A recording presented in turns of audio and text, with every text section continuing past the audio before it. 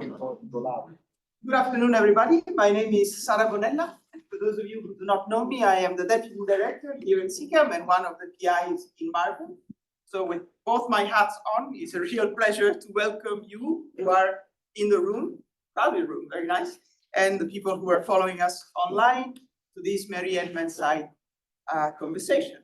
Now, just to frame the picture a little bit, in 1955, Mary Ann Mansigh had just graduated with a major in applied math and a minor in chemistry from the University of Minnesota, replied to an ad in an American newspaper titled Men Wanted.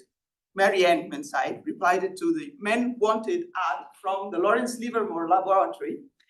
And what the Lawrence Livermore Lab was looking for were people who would be interested in this new thing called computer coding. The Livermore Lab was one of the few places on the planet where there was a supercomputer. It was largely there because of military uses, but occasionally they let scientists on to play a bit with the machines. Now, one of the persons who had access to this machine was Bernie Alder. Those of you who deal with molecular dynamics probably know the name. He's one of the founding fathers of our science. And Bernie, who was an excellent scientist, but has never touched a computer in his entire life and certainly never wrote a line of code, used Mary Ann, with the help of another brilliant physicist called Tom Wainwright, to write the first molecular dynamics code that has ever been put into existence, and to modify that code over a period of 35 years to run calculations going from hard spheres to argon atoms to the type of complicated systems that we're used to studying today. Mary Ann was there all the time, working on the code, making sure that it worked and it worked fast, and that she could use any free computer time on the machines. In a story that is somewhat typical of that period, she was occasionally acknowledged on the papers published by Bernie and Tom, but she never appeared as an author. So we at MARVEL and CECAM felt that this was something that needed to be somehow corrected. And in 2019, we invited her here to Lausanne to tell us a little bit about her life and work. You can find that first conversation of what then became a series online, both on the CECAM and the MARVEL websites. And I highly recommend it if you're curious about the history of our domain. So following up on that, we felt that it would be a good idea to invite people who are important for the job we do as scientists, but may not be necessarily scientists. Today, we have, for example, a conversation on the process of science writing and editing. And it is my pleasure to just give you a little bit of intro, like I just did, and steal 5 minutes of your time to say that, in addition to this type of meetings, we also have other joint activities between CECAM and MARVEL that may be worthwhile your attention. So in particular, there are a few upcoming events. Some are for, one of the two centers and the others are in common. So we start with the MARVEL Distinguished Lecture on May the 2nd, Massimiliano Di Ventra, when memory becomes a computing tool. Then we have a CECAM MARVEL Classic. These are lecture series in which we invite pioneers, inventors of new methods that have then become sort of established objects in our toolbox, to explain to us how they came up with the ideas that are now, the algorithms that we always use. And so we've invited Shoshana Wodak and Bill Jorgensen, who will be with us on June 5th, to talk about biosimulation. Anyone who's running free energy calculations on any kind of system should know the name of Bill Jorgensen, and Shoshana was a pioneer of protein-protein simulations. And then on the 27th of January, David Sepperly and Claudia Filippi will come and describe for us quantum Monte Carlo methods.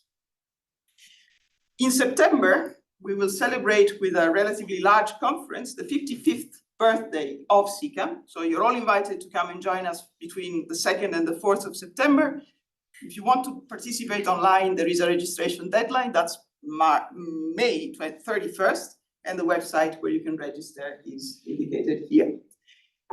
That's really all I wanted to sort of sell as upcoming events. But going back to today, after a very short intro by me and by Nicola Nosego, who is the communication officer of the MARVEL and CCR, and will act as moderator and chairperson for this session, we'll dive into 2 talks.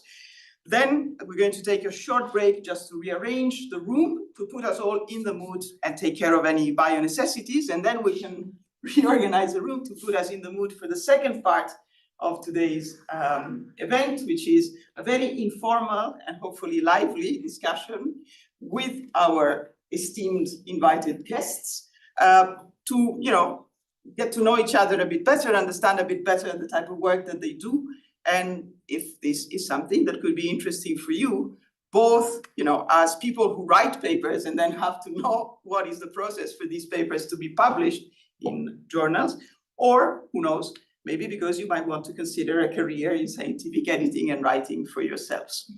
That's really all I had to say. Thank you very much for being with us. Nicola, the floor is yours. Thank you, Sarah. Thank you very much, Sarah, and welcome, and thank you everyone for joining us in person or online. I'm Nicola Nosego. I'm the communication officer and science writer of NCCR MARVEL. I am a science journalist myself, so I'm not exactly an external observer, let's say, to the topic that we are discussing here today. And indeed, together with Sarah, with Nicola Marzari and all the CECAM and MARVEL teams, we thought that it would be interesting, and we think this very nice turnout is a proof to that. It would be interesting to dedicate one of these conversations not to a scientific topic in the strict sense of research, of discussion on research results or research methods, but to create an opportunity to learn something about and to discuss about 2 things that can have a very high and strong impact on the career of scientists, and that are also career opportunities in themselves for people with a PhD or with a scientific training. That are journal publishing, so the process by which the results of research become journal articles, and science journalism, which is the process by which science is scrutinized by journalists, communicated to a larger public in sometimes also critical way.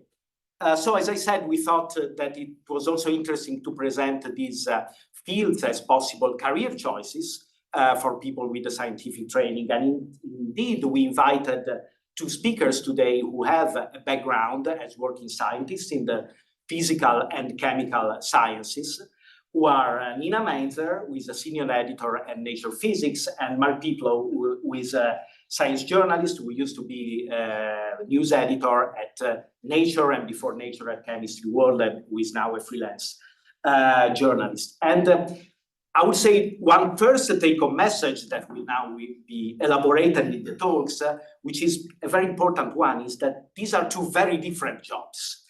Because sometimes, for a number of reasons, they can be confused, and indeed maybe language doesn't help, because of course they can both work for journals.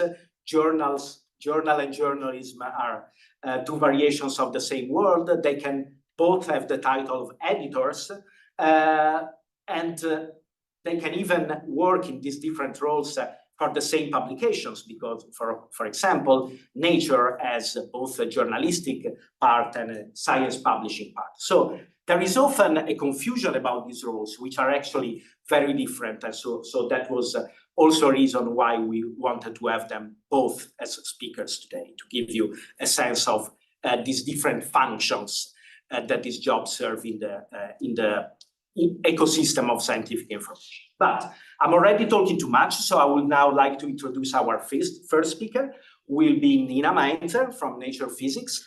So Nina has a background in physics, Karlsruhe University first, up to the PhD, and then a postdoc at the University of Exeter in the UK, if I remember well. She specialized in particular on plasmonic metamaterials, is that right, as a researcher. And she switched to journal editing in 2016, I think, first at Nature Communication, which is a more interdisciplinary journal in the Nature family, and then Nature Physics, where she's now in charge, in particular of all the optical physics part, I think, but also contents across, let's say, side contents across all the fields. One last reminder before leaving the floor to Nina, for those who are attending online, you can use the Q&A tool in the webinar to ask questions. We will be viewing them from here, and we will be relaying them to the speakers. We can have maybe just a couple of quick questions at the end of the talk, but then we will save most of it for the final discussion at the end involving both speakers. Nina, thank you so much for being here. Thanks for the introduction. Thanks for everybody for coming either to the room or to your computers online, at home, or wherever you are. Just before I start, very briefly about the presentation. I did decide to start with quite a lengthy part of sort of details of my career, because I am asked quite often, especially for people at your career stage when I meet them at conferences, how do you actually become an editor? What do you need to do? So there's quite a bit here. Nicola touched upon pretty much everything, but maybe I can give you a bit more detail how I actually then ended up being an editor and not a professor or something like some of my friends did, or work in industry. Although it is very similar actually to their paths to an extent. But I'll try not to go into too much detail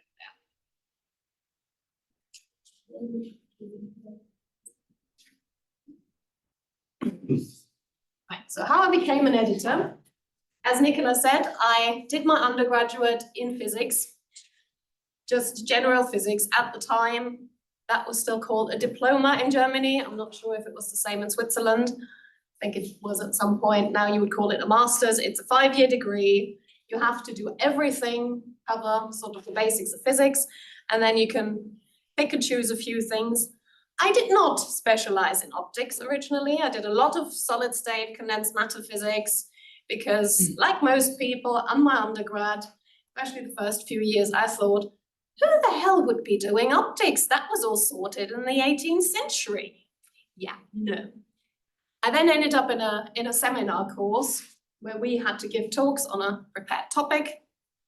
And that happened to be around nanophotonics and nonlinear optics and a bit more modern concepts of optics. And that's sort of how I started to fall in love with these plasmonic things where you can use geometry to actually change the physical properties and responses of a thing. And I got on quite well with the tutors, the postdocs who were organizing the seminar. Yeah. And well, they offered me to do my diploma thesis in their group. The diploma thesis in Germany then was an entire year basically working in a group. You don't have lectures anymore. It's basically a mini PhD. You do 9 months in the lab or in front of a computer if you're doing calculations, or in front of a notepad with a pencil, do your work, and then you write up whatever comes out or doesn't come out. And I worked on single particle spectroscopy, so not single molecules, but single plasmonic particles, which I'm sure is fairly familiar to quite a lot of people here. While I was working on that master thesis or diploma thesis in a group that was quite ambitious, still is, all of us had big ambitions. Our professor was quite an ambitious person and everything. Nature Photonics launched.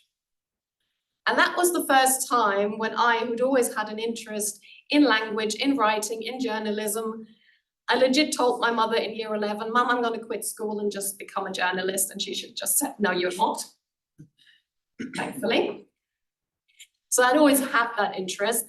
But the launch of Nature Photonics was the first time that I saw, hang on, there is a job out there, or several jobs, where you actually need to combine a scientific expertise with an interest in language and writing and research and all of those things. So that was the first time that sort of in my head, there was a seed of, maybe I want to be an editor later on. But minimum requirement for a nature editor is a PhD. So on I went and did a PhD, still in the same lab. Only the name of the institution had miraculously changed at the time.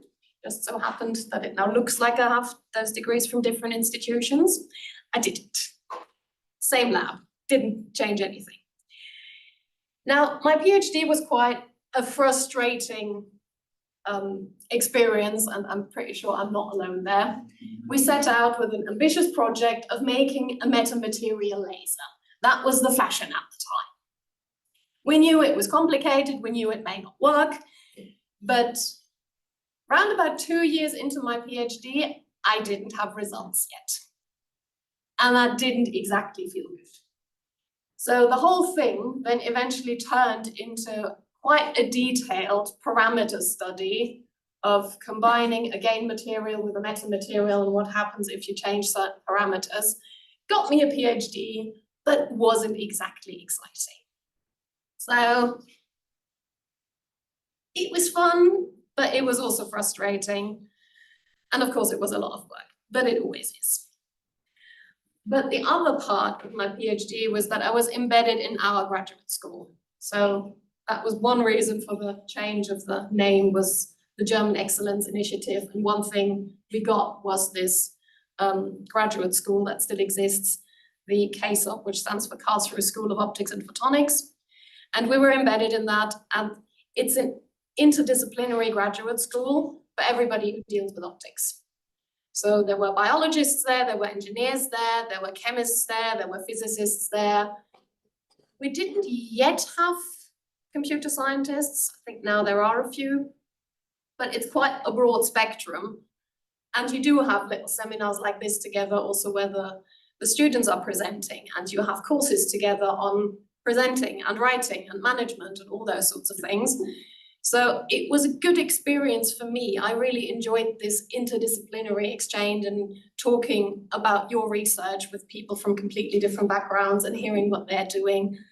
And you're already learning a skill of how to tell people who are not in your group, who don't speak the same scientific language as you, about what you're doing. Despite everything, all the frustration, I did end up graduating. This is my lovely thesis, and don't know if you have that tradition here. In Germany, there's this, at least in some universities, this tradition of a doctoral card. So you have this lovely card that is decorated by your group with all sorts of random things to make fun of you that remind them of things that happened either with you or during the PhD. And after you pass your viva, you're wheeled through the department into the lectures and everywhere, and people can cheer you. And the idea is sort of, oh, you have that title now, but we can still make fun of you. But why I actually put this on here is that I'd obviously been talking about this whole I want to be an editor for so long that one of the things they put on here is a fake announcement that I was the new editor-in-chief. They don't have one of Nature Photonics. They have a chief editor, but that aside. So I clearly had been talking about this a lot. I'm not the chief editor of Nature Photonics. I wish I was. So again, it was there at the back of my mind, but because my PhD had gone a bit badly, I just didn't feel finished with the subject yet. And there happened to be a postdoc opportunity in Exeter with Bill Barnes, who I'd met a year before at a summer school and had got on with, which was very similar, but a bit more broad to my PhD project. It was about combining plasmonic materials or particles with gain materials. So very similar, but I didn't feel finished with this topic. So I applied for this postdoc, got this postdoc somehow, and moved to Exeter to pursue it. Went all right. Didn't want to leave research yet, also didn't want to leave Exeter yet, frankly, because I'd just settled in there, had great friends.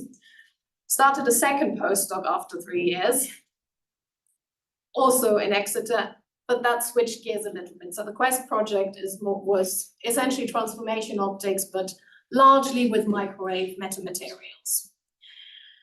And what I knew, because we had joint group meetings with them, but I didn't quite expect to be quite that jarring to me when I actually had to work with it, they come really more from an engineering mindset. I had at that point become used to some of the engineering language, which really just uses different words for the same things. But it's a very different mindset when you're suddenly in a meeting with your supervisor or your PI, and whatever you suggest, the next question is basically, oh, how could that be applied? Could we possibly put that on the wing of a plane? I don't know, I just want to figure out if it's interesting. What's the interesting science here? So that just did not work for me. And I started to kind of feel, maybe I need to get out of here. But my original plan to get out of there was maybe to apply for a fellowship or find another postdoc. But then life intervened, and not in a good way.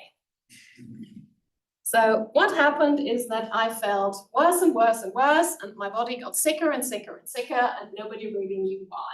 Couldn't walk from here to the door without needing a break. Not fun when you're in your early 30s.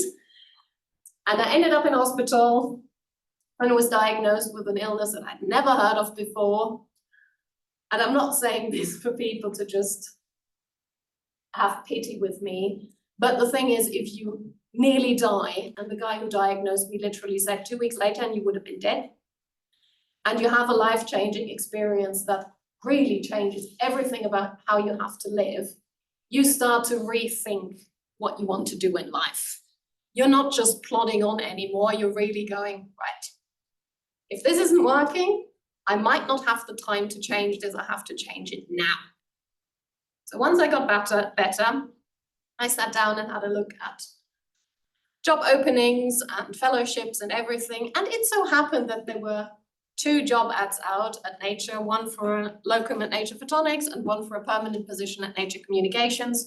I applied for both of them, I interviewed for both of them. I only got one of them, which was the job at Nature Communications. So I packed up my bags and moved to London, which is conveniently also closer to my doctors. I keep telling them that's why I moved. It's not. So 2016, like Nicola said, I started at Nature Communications, which is by now a giant journal with nearly 200 editors. I think I was editor number 38 or something like that, so it was much smaller at the time, around about 30, 40. You could still know everybody, at least roughly. And it's not interdisciplinary, technically it's multidisciplinary. So like Nature, it publishes all the sciences, everything. Of course, if you have something interdisciplinary, it's a good venue because people from different parts of the divide will read it. But papers don't have to be interdisciplinary. Just saying that because when I was there, a lot of people thought they had to be. They don't. They can be purely something. So I switched gears a little bit in terms of topic. No longer did any plasmonics or metamaterials. My colleague Lina did that at the time. I looked after the nonlinear optics, the lasers, and some sorts of other photonics things. At Nature Communications, what you do 99% of your time is you read papers, you make decisions on papers and all the things that I'll tell you about later. Or as I sometimes describe my job, you reject papers, because that's a lot of what I do, sadly. 2018, I got the promotion to senior editor, and a year later, there was another job opening and I moved to Nature Physics. Right now I look after all the optics. So not just a part of it, but all of it. So there was an expansion in remit, but I'm also now looking, you have additional things like our non-primary content. And again, I'll say a bit more about that. So that's all the reviews and news and opinion pieces and the editing, which I personally really like. So I am still leaning a bit towards Mark in what I like doing, although it's still not journalism, nowhere near. And over time, I got the responsibility for looking after all those things, and with that became team leader 2 years ago. So this is how I got there. What do I actually do? Quick question for the people in the room, because I can't see the ones online. Who has published a paper? Doesn't have to be first author, any paper. Right, good. So you roughly know how the process works, the submitting and revisions and all these things. I don't have to tell you too many details about that. Stop me if there's anything you don't understand on the next slide, just stop me and ask. Right, so this is basically my main job, which is how a paper goes through our system. When we get new papers, we read them, we assess them, whether we think they're interesting enough to go out to review or not. Most of them do not go out to review, I'm afraid. So, I don't have the numbers on here, I thought I had. It's something like 70 or 80% of the papers, 70 to 80% of the papers that we just desk reject and don't even review. It's a lot. 70 about. So that's the first editorial decision. We read it, we make the decision.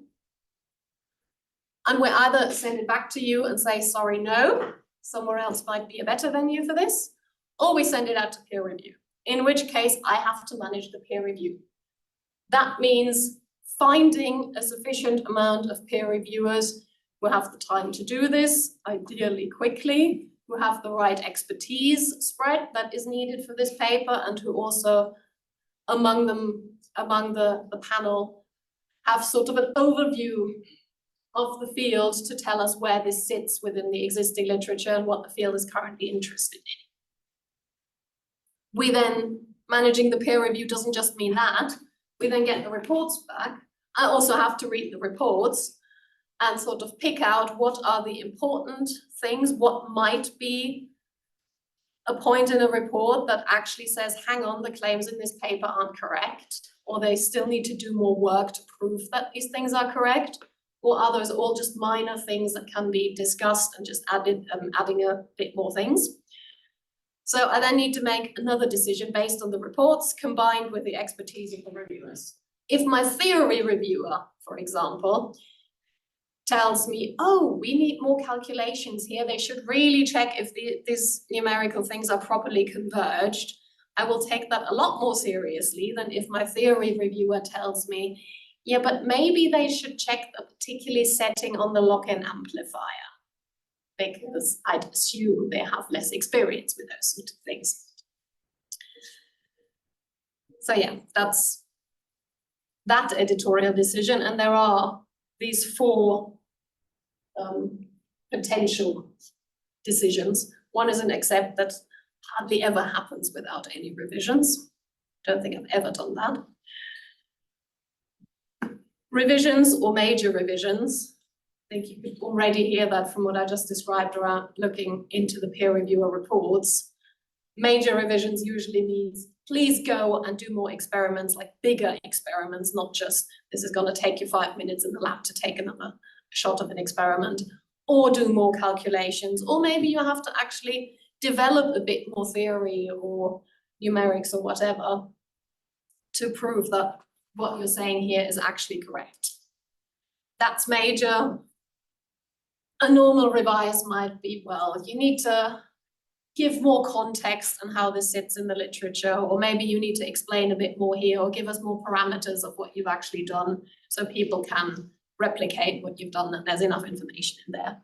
Or we outright reject the paper, mostly because from the reviewer reports it looks like the claims don't stand up, but sometimes also because we judge that I could ask for a major revision, but that major revision is likely to take you 2 or 3 years, and we don't want to put that burden on you. It's probably better for you to take the paper as it is and take it somewhere else, rather than add something on just to make it more interesting. If you come back in 2 years and you haven't published it yet and you have extended the paper and that is still interesting, we'll look at it again. But by our judgment, we'd rather you make that call rather than me saying, I think this is interesting, but it needs to be more interesting, so go and do all of that work. So that there is a bit of making sure our authors aren't overburdened as well. This is more or less how editors think, or at least how I usually describe it, when we first read a paper. So how we decide whether something goes out to peer review or not. And yes, we do read all the papers. We actually do, not just the abstracts, not just the cover letters. I actually don't read cover letters half the time, and if I do, I read them after the paper. No biasing me with those things. The two big questions is this going to be worth my readers' time? Because I have a responsibility as an editor, essentially to three groups of people. And in a way, you're all three of them. It's my authors, it's my reviewers, and it's my readers. And most researchers are all of those at a certain point in time. But when it comes to selecting papers, my main responsibility is to my readers, because if they pick up a Nature Physics paper, they want something that is relatively high level impactful. And I somehow have to make that call. And one of the ways we think about it is the question of whether it has the potential to stimulate people's thinking, to give you ideas for your research, to provoke new work, maybe because you want to refute this, or maybe because you can use a specific method, or you can build on it, and it's an important step towards something. So those are the sorts of things we look for. I know this is very vague, but it is very different from paper to paper, even from field to field. What we look for in a biophysics paper specifically will be very different to what my colleagues in quantum simulations look for. But like I said, I have another job. That's the one I actually like better. Just because after 8 years of reading papers, I'm starting to get bored of reading papers.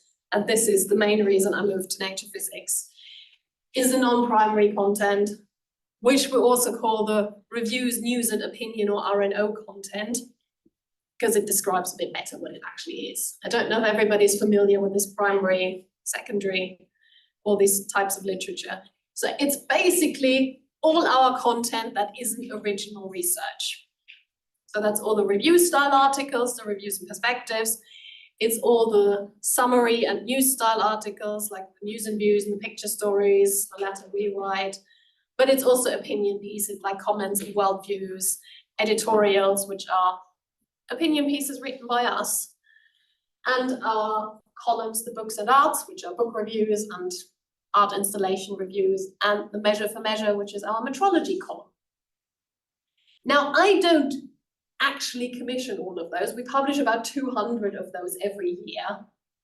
That's a lot. We publish about 220 papers, so it's a similar amount of things. I look after some of them, or have looked after some of the columns as well in the past. Like all of us will commission user views and will write editorials and make sure we have a few comments and things. But my other job is to sort of have the overview of the entire journal's pipeline for this content. So I will have regular meetings with everybody where we discuss ideas, where we discuss ideas for bigger projects, where we will flesh out an idea. If somebody just says, oh, I would like to write an editorial about, I don't know, how women back in the day weren't cited on papers if they contributed work. That might be quite a vague idea. And then we'll sit down for an hour or so and we'll flesh out how we will tell that story. So there is a bit of that storytelling, journalism element in these things. My job is also to make sure we have the numbers, and I organize and run our meetings around these things. I'll train new editors in all these things and in our house style and how we edit and make things palatable to a wider audience of physicists. That's not the general public. That's a very different audience. And I support my chief editor with any strategy decisions in this particular area, and sometimes a bit more widely, but that is my particular thing. Oh, and then there's the fun part of the job. I just put some pictures, which is going out to conferences and actually meeting people and talking to people, not so much listening to the talks, but just meeting my community and chatting to people and hearing what they're interested in. Possibly my favorite part of the job, but it's also the smallest part of the job because you can't go to a conference every other week, otherwise your work doesn't get done and our budget doesn't stretch that far. Right, we will be talking in our discussion later about publishing and how things are changing there, and I'm sure you've noticed some of them. So I just wanted to say a few words on how publishing is changing. In fact, publishing, or how we could also call it, dissemination of information over the course of human history has always changed in bursts, and usually when new technology came along.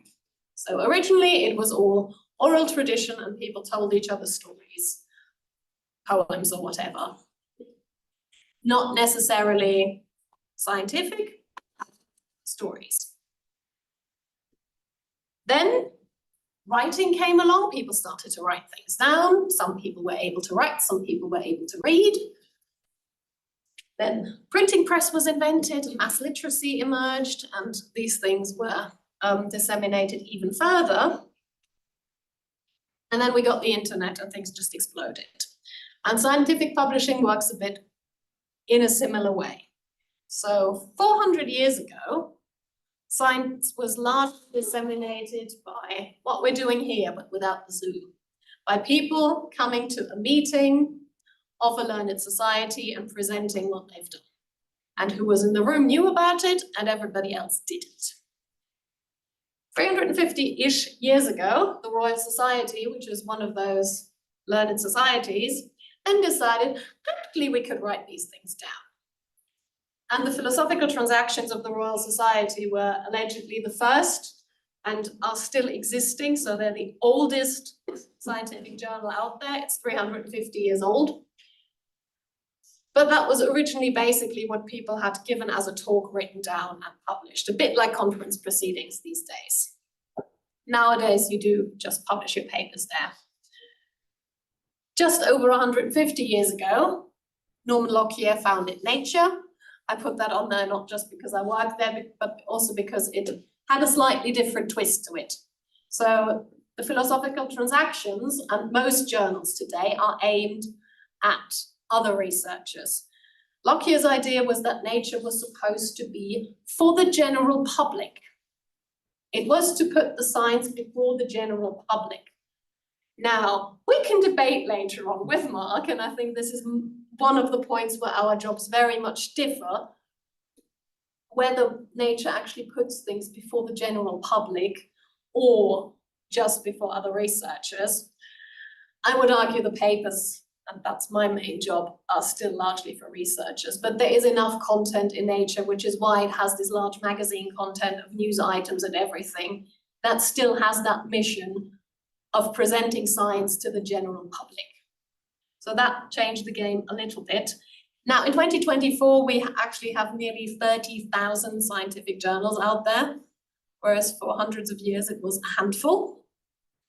And they're all, I mean, not all of them will be publishing in English, but it is sort of converging to mostly English as a lingua franca, whereas originally it was very much, you had German ones, you had probably still Latin ones, you had English ones, you had whatever, Italian ones. Nowadays, you still have Chinese and Japanese and Russian ones, but it's less and less the case. Most of them are international. Now, as I said, the internet changes things, and this is sort of leading into my next slide. A lot of people have, well, we've all been talking about open access a lot recently, and a lot of people have this perception that open access is a new thing. It's not. It's basically as old as the internet. The archive server started in 1991. That's over 30 years ago. So that's preprints have been around for longer than Nature Physics. They'll be 20 next year. So they're not really new in that sense. It's just that they've become more prominent and the way they're used has changed. When I did my PhD, I remember we were still discussing, can we actually cite an archive paper in a paper?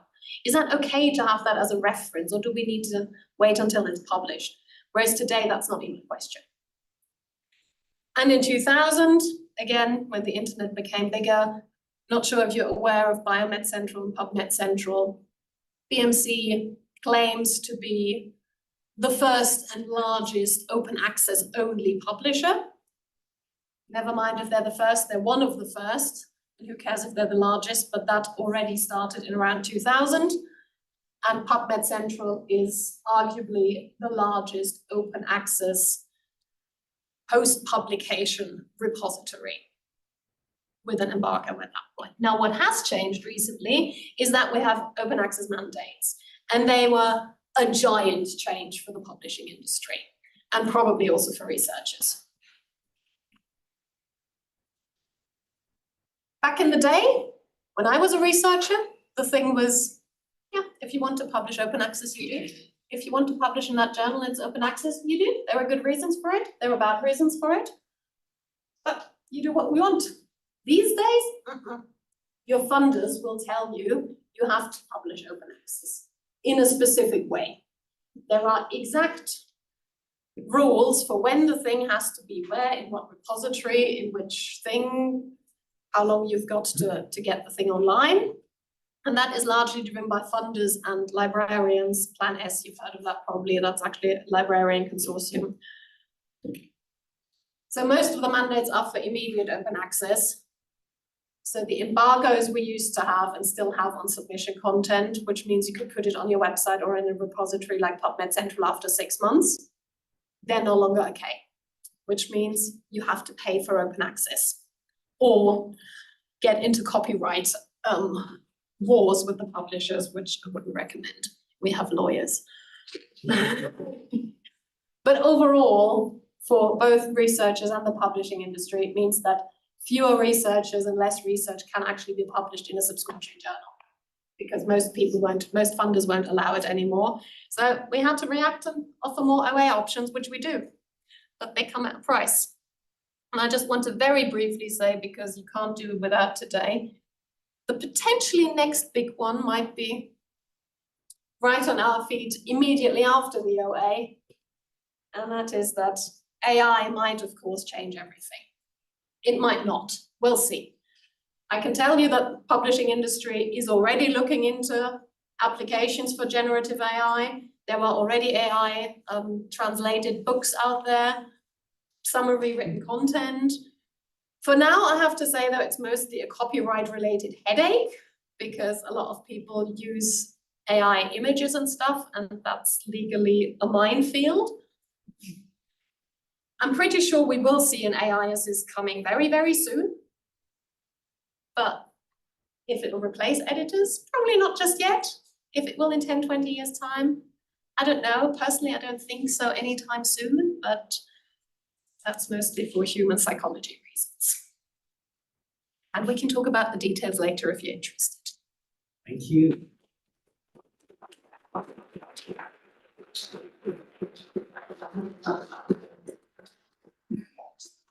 Thank you, Nina. You're welcome. It was amazing. Thank you. I think we have time for a couple of questions. Maybe we give precedence to the room. Quick ones, maybe. Unless you have something, Sarah, from online. Yeah, I have 2 questions. The first one is, could you please explain how the transfer process happened? How do you decide if the paper should be transferred or rejected? And will you treat the paper differently if it is a new paper or a transferred one? So how I decide if a paper should be transferred, not at all. All I do, or all we do, is give people a recommendation that, sorry, it doesn't work for us, but it might work for Nature Communications. And then the authors can decide whether they want to click that link and transfer or not. So that is purely author choice. What I do is just a recommendation. Also, if I suggest Nature Comms, you can still click that link and transfer to Nature Photonics, all your choice. Do I treat it differently? No, not if it comes as a transfer without review. If it comes as a transfer post-review, I have the joy of actually getting the reviewer reports from the previous journal. So I will, of course, take those into account. But I basically treat it like if it was a post-review paper on my desk, on my journal. And how do perspectives work in Nature? Are those only made under invitation? Most of the time. You can pitch them to us. but I would not recommend. You can't. You can pitch them. You are able to pitch them. It's fine. I would not recommend writing them and sending them in. But if you have an idea, you can always email us and we can discuss details. But most of them are commissioned. Most of them are commissioned. Some of them, I'd say with us at least about a third of reviews content comes in. Yeah. Uncommissioned, but again, that might just be us talking at a conference and me going, yeah, that sounds like a good idea. Good. Oh, yes, we have one more and then we. If I wanted to discuss how many papers per week roughly do you get as an editor? About 10 new ones. Yeah. That's big enough. Yeah, you read a lot. I probably read more than any of you. I hope I do. Good. Thanks again, Nina. I think we'll have a lot of things to discuss with us. And now let's move to the other half. Within nature stuff, people often refer to the front half and the back half, referring to when there was. We're not allowed to say that anymore. Yeah, because there's no print magazine anymore. But the old jargon was back half and front half. Front half is the journalistic part because it was the first part of the magazine. The back half is the research part. And hearing now from the perspective of science journalism, I would like to invite Mark Peplow to give the next talk. Mark is a chemist by training, University of Oxford, then Imperial College, if I remember well, for PhD, then a postdoc in Canada. And then he also, like Nina, switched to a different career path and became a science journalist. Maybe he will tell us a little bit how that happened. And he was editor of Chemistry World for a couple of years before becoming a news editor for Nature 2009 to 13, something like that, I think. We'll get to that. We'll get to that. But just to say that I had the pleasure to work quite a bit with Mark when he was news editor in Nature, because I was freelancing for Nature with stories from Italy quite a lot at the time, and it was great. I think he's a great editor, and so I'm very pleased to have him here today. Now he's a freelance, working for a number of publications, including still Nature quite a lot, and mostly focusing on chemistry, materials, clean technologies, etc.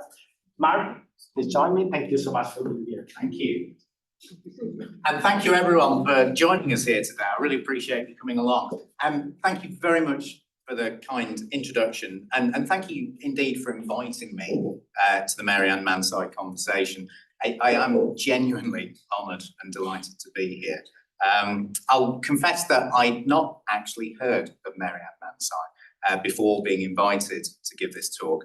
So I was really interested to read about her pioneering work in programming at the Livermore Laboratory in the area of molecular dynamics, and also how she was long denied proper scientific credit for her work and paid lower wages than men doing equivalent position in equivalent positions. I think that science journalism actually has a really important role to play in correcting things like that, in highlighting the true contributions of scientists, both historically and in the present day. The increasing focus that we see on recognizing the work of underrepresented groups in science has really become a major topic in some newsrooms over the past 10 to 20 years. And it's something that I'm going to return to later in the talk. But before that, I'm going to give you a whirlwind tour of science journalism, what it is, how it works, and why it matters. I'm going to give you some insights about how science journalism is done at Nature in particular, and I'll look at some of the issues surrounding journalism in your areas of science, including modelling and materials science. And then I'm going to wrap up with a look at how science journalism is changing and what's driving that. So first, I ought to give you a very brief overview of how I got here. As Nicola said, I did a PhD in chemistry at Imperial College in London, a one-year postdoc in Canada, but I had always loved talking and writing about science. So I went back to Imperial to do a master's, a one-year master's in science communication. My first job after that was as a press officer. I'm going to explain some of these things in a moment.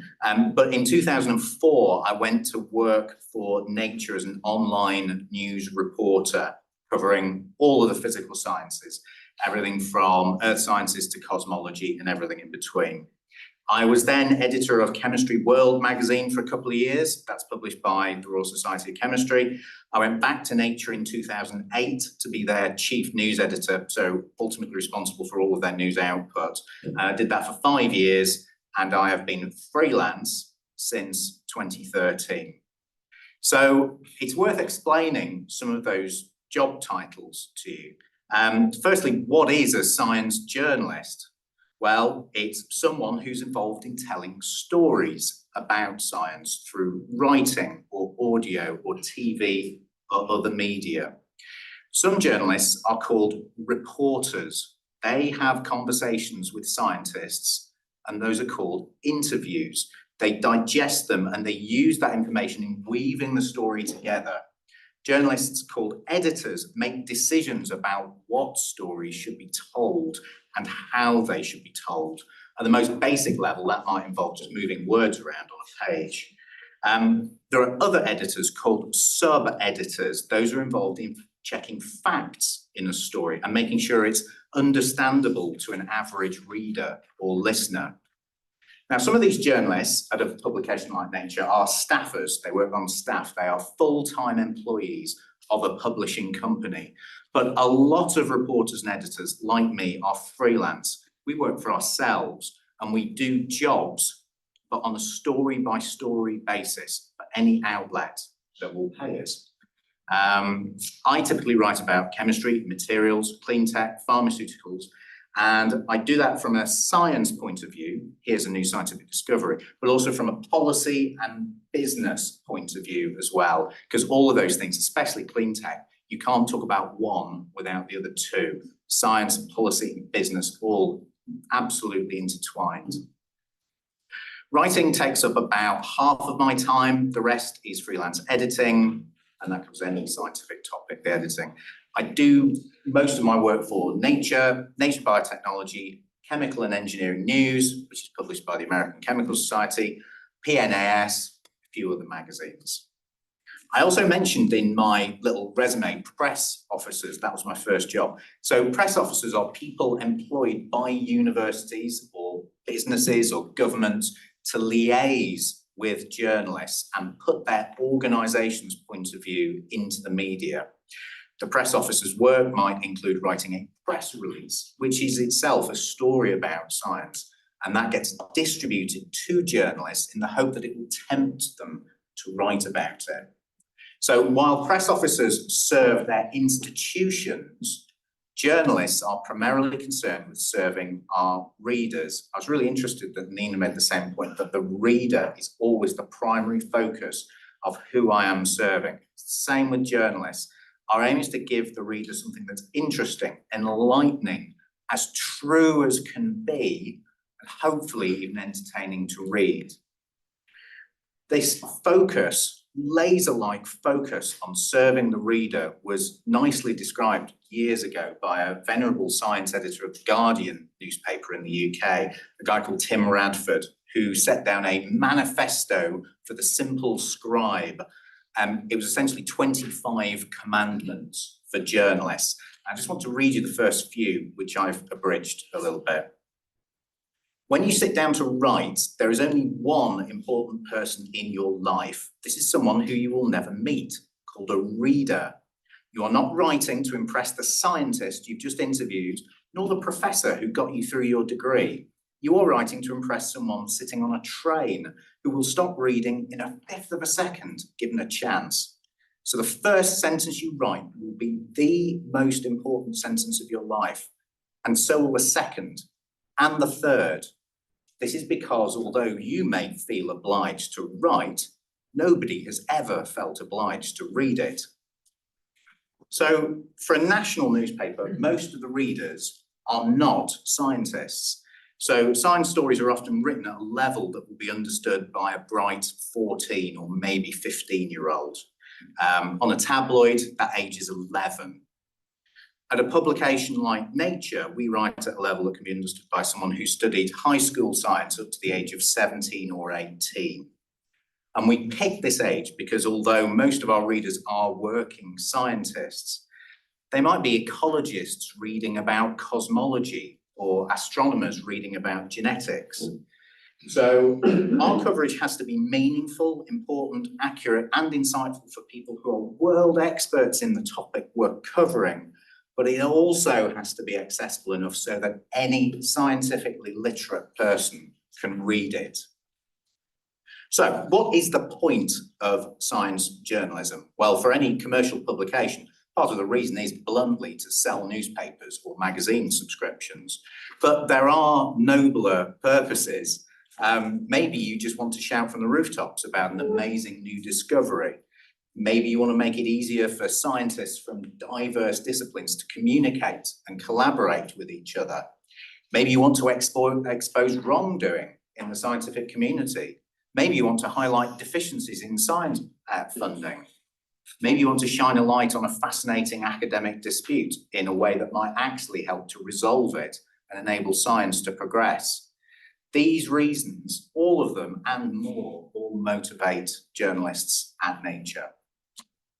So back in 2009, Nature did a special issue about science journalism, and the editorial in that issue was headlined with a question: cheerleader or watchdog? And clearly the answer is that journalism at Nature is a bit of both. So what does that actually look like in detail? What does a reporter at Nature do all day? Well, first, they look for a story. It might be a straightforward story about a new scientific discovery, and they might find that in a press release that's come into their email inbox or that's been posted to a media website such as Eureka Alert. It's a special service run by the AAAS in the US. Eureka Alert hosts press releases under embargo so that they're only visible to registered journalists. And these press releases often say things like, researchers in the University of Utopia have discovered a way to achieve faster than light travel, reverse global warming, and cure all forms of cancer. The paper will be published next Thursday in the Journal of Frankly Astonishing Results. The press release is going to be about 500 words long. It will contain a few quotes from the researcher, maybe an image or two that are free to use by journalists and their publications, contact details for the researchers involved, and so on. So in mainstream media, a lot of newspapers, some journalists will take that text, adapt it a little bit, not ask too many questions, and that's pretty much all they do to prepare their story. Others will actually pick up the phone and talk to the lead scientist. So you've really cured all forms of cancer with faster than light travel. Some will even talk to an outside source. That's someone who's an expert in the field, but not actually involved in that particular piece of research. And that's so that they can offer a very informal kind of peer review, really. Does this sound credible? Does this sound like it might be useful? But at Nature, journalists take this press release and that level of report, that's just a starting point. It's just a flag for some new and potentially interesting science. The reporter should have the expertise to know how this result sits in the broader context of the field, whether it's likely to be controversial or disputed or hyped up to high heaven. And they'll also have a sense about what the future implications of the research might be. Press releases aren't the only starting point for a story, though. We are not only spoon-fed this stuff by press officers. Journalists at Nature will have a beat. That's a set of topics that they cover regularly. And so they will be scanning the major journals in those areas to keep up with the literature, to find new ideas for stories. Or we might be contacted directly by researchers who let us know that they have a new paper coming out. But however they arrive at it, this potential story, if the paper sounds like something the readers would find interesting and important, the reporter then goes to their editor and spends a few minutes pitching the story. That means explaining what it's about and why we should cover it. The editor loves it. She wants 600 words, including a couple of quotes from interviews with one of the lead researchers and a couple of outside sources commenting on it as well. So you quickly read the paper in more detail and approach all of those potential sources, which is done mostly by email these days, but it can happen by socials, maybe just by phoning them up directly. The interviews take 10 to 20 minutes each, usually on a news story. Then you write it up, you write the whole story, including relevant web links, references, suggested images, and file it to your editor. The editor then finds ways to improve the story. They might make it more concise, remove jargon, change the order that you lay out certain chunks of information to make it more digestible for the reader. They will also ask you a lot of questions. Why didn't the scientists do it this way instead? Why had nobody thought of doing it this way before? These two sources seem to contradict each other, so who's right? So as a reporter, you deal with the questions, sometimes by going back to the people you interviewed to clarify things. Then the story goes to a sub-editor who checks the facts, makes sure the story is in house style, all neat and tidy. They, the sub-editor, will probably ask more questions as well. And once all that is resolved, it's ready to publish. Now that whole process, some of these stories are turned around in 24 hours. Sometimes they might spread over a few days alongside other work, but the amount of time that I as a reporter would put into a typical story like that is somewhere in the region of 8 hours, something like that, for Nature at least. Other magazines, because of the requirements are different, it might happen more quickly. For longer feature stories, which are about 2,500 words and maybe span over 3 or 4 print magazine pages, that might take several weeks of work, maybe even a reporting trip to an exotic location if you're lucky. But feature stories aren't necessarily about something that's happening now. This paper has just been published. They're often more about longer term trends, people who are doing interesting things, people who are changing the direction of their field, and so on. So what types of stories are the editors who commission reporters to do this? What types of stories are they looking for at Nature? So I think the news stories at Nature broadly fall into 4 categories. The first I've just described to you. It's a straight science story. Here's a discovery. Second category is a community story, stuff that's actually happening to people in the scientific community. Often journalists find these stories because they've got really good contacts with people in that field. They might meet up at conferences to catch up. They might email about each other about issues in their field. And it's very much a symbiotic relationship, right? The journalist hears about things that the journalist hears about things that scientists are concerned about that might make stories. The scientist gets to flag issues that would benefit, they believe, from wider scrutiny. So the third type of story is a policy story, something connected with government policy. It might be a new policy that affects science. It might be about how science is informing a government policy. And the final category I'd call behind the headlines. And that often looks in depth, certainly in more scientific depth, at something that's being covered in the mainstream media. Tone here is really didactic. For example, countries are cracking down on tobacco use and vaping. Here's the evidence on how many lives it could save, how much money it could save. Now, there are 3 main news editors at Nature who commission these stories, and they cover specific regions: Europe, Americas, Asia Pacific. These days, all the news goes online first, and then the stories that are more popular based on web traffic or believed to be especially important by the editors are recycled into the print edition. That is actually one of the biggest changes from when I started at Nature 20 years ago, because the online and print news teams were entirely separate back then. You had an entirely different team working on online news versus print news. As a freelancer, I get to pitch to lots of different editors, not just those at Nature. So if a story is a really nice bit of chemistry that will be fascinating for chemists, but not really of wider interest for people outside that community, I can pitch it to Chemical and Engineering News. And because I've been in the business for 20 years, I know a lot of editors. That means the editors often come to me with a story idea and ask if I can cover it for them. Maybe this is something that's been suggested by a staff reporter who is tied up on another story, maybe even suggested actually by a journal editor like Nina, which sometimes happens at Nature. Maybe they just need someone in my time zone or with my particular expertise. But whatever the reason, more than half of my writing work comes in that way. I don't have to proactively pitch it. It comes directly from editors to me. So I've been talking a lot about news and features. They're certainly at the heart of Nature's journalism, but there are also editorials, opinion pieces written by people in-house in the journal.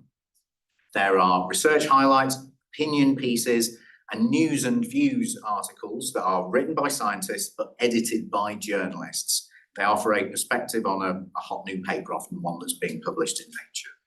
Collectively, all of these sections make up the front half. I'm learning just now that we're not meant to call it that anymore, but that's what it's always been called, and I'm going to keep calling it that. These all make up the front half of Nature, the so-called magazine section. I don't have a copy of Nature with me, but if you imagine the magazine of Nature, this bit, the front half, is all the journalism stuff. This bit, the back bit, is all the published, peer-reviewed academic articles. Nature really prides itself actually on the fact that the front half, the journalism, is editorially independent from the back half. What that means in practice is that we can report on controversies about Nature papers without being influenced by the manuscript editors or by other parts of the academic publishing business. And just think about the fuss over the Rangadius hydride superconductor scandal. It's a perfect example, actually. Right, so why would you care about any of this? Well, a few of you might have ambitions to be a science journalist, and I'm happy to talk to you afterwards in more detail about how you might go about following that career path. One of the broader reasons, though, why you might be interested in science journalism is that it is highly likely that sooner or later you will find yourself being contacted by a science journalist for an interview. It might be about your own work, comment on someone else's work, or something that's going on in academia. When a journalist contacts you, I would urge you to engage with them. It's not only a way to make yourself and your work known to the wider scientific community, it's crucial to help that journalist get the facts right about what they're writing. I've also had scientists tell me that the discussions we've had during an interview has actually sparked new ideas for research directions, or the story has prompted new collaborations.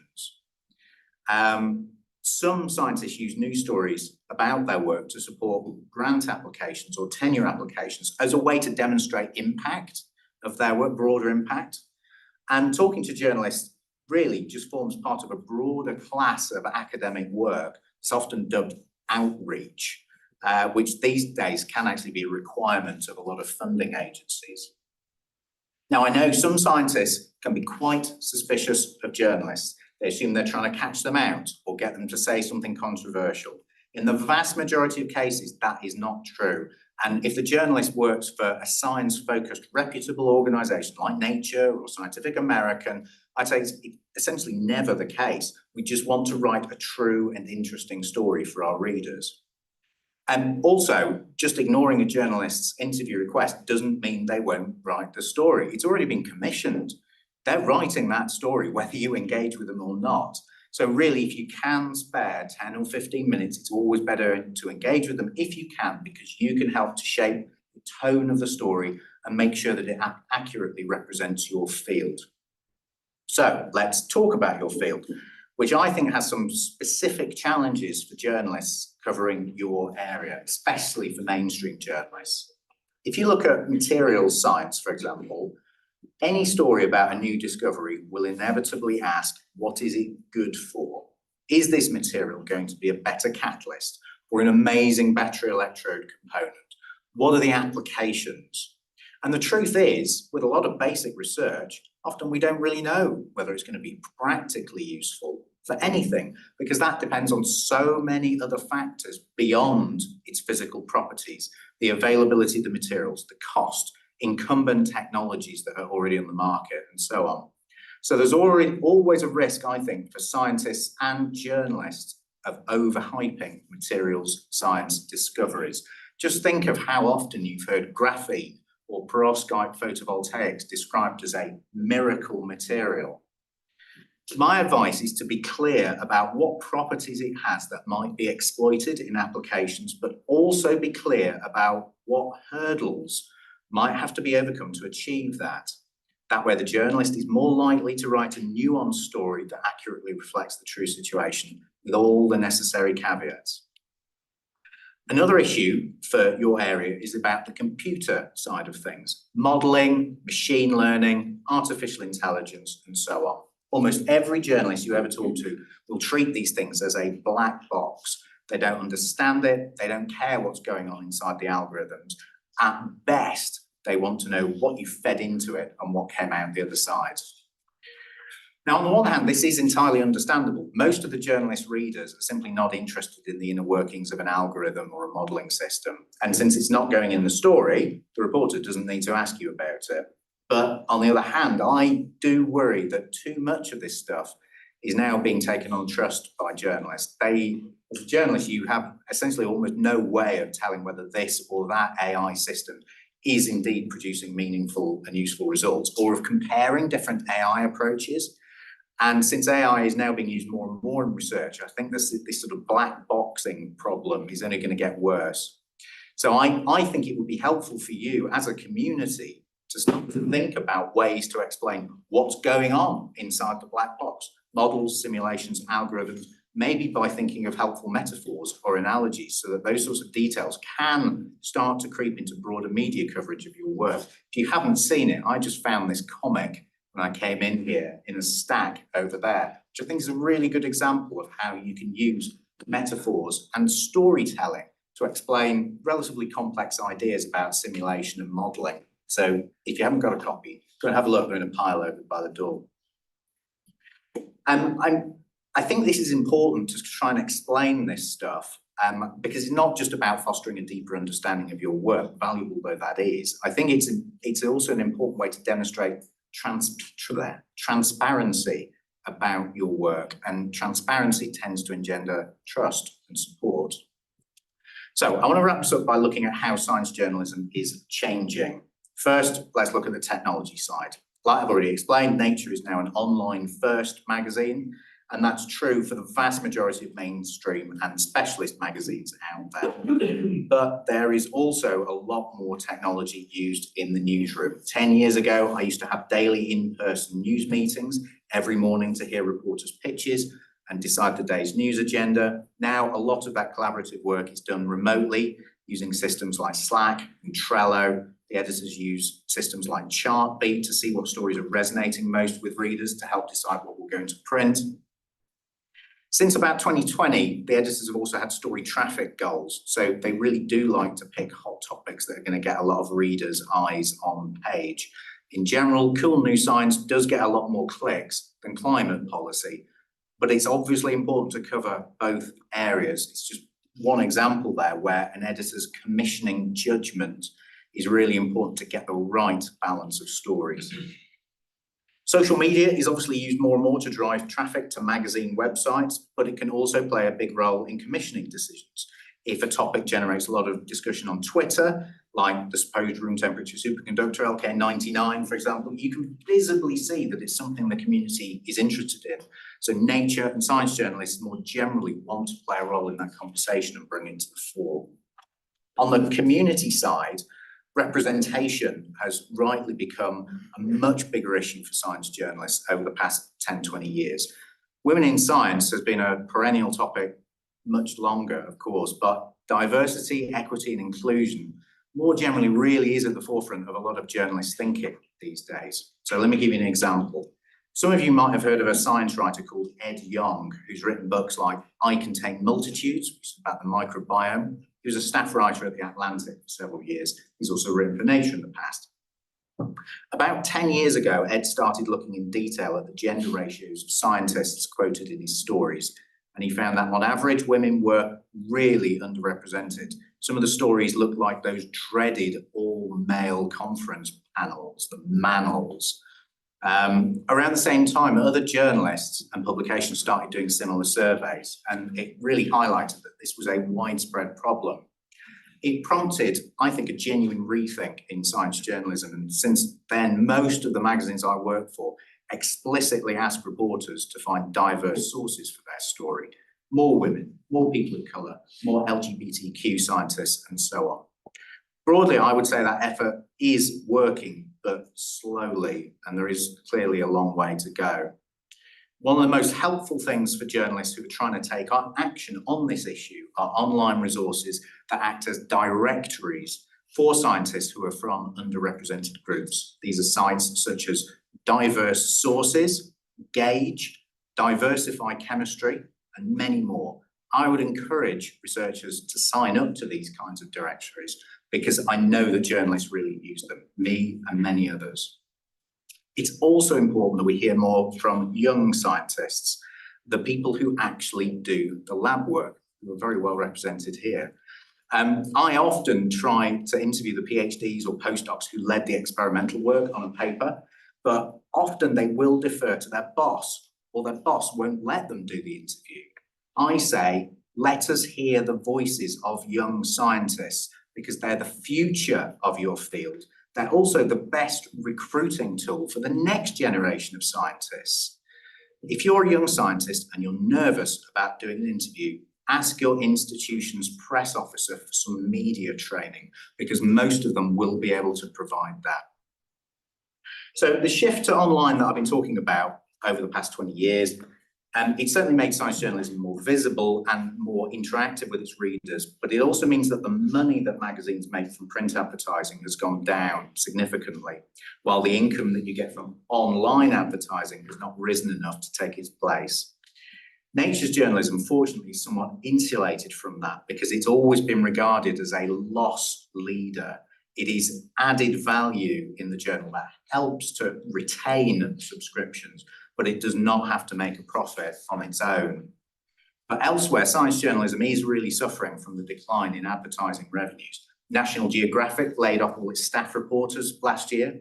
Popular Science stopped publishing its physical magazine, which had existed for 150 years, and with it went a lot of staff jobs.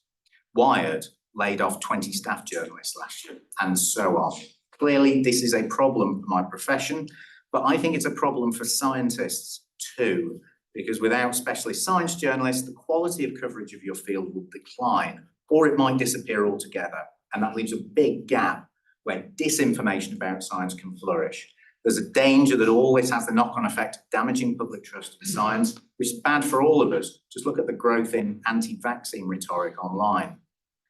So once again, I urge you to engage with science journalism as a reader, as a source, or as a contributor. I know it can sometimes seem like science and the media are in opposition. That journalist took my quote out of context. They hyped those dubious results. It's all fake news. So I want to end with an observation from that Nature editorial that I mentioned earlier about science and the media. Here's what it said. Science and journalism are not alien cultures. They are built on the same foundation, the belief that conclusions require evidence, that the evidence should be open to everyone, and that everything is subject to question. Both groups are comprised of professional skeptics. So here's to professional skepticism, and thank you very much for your attention.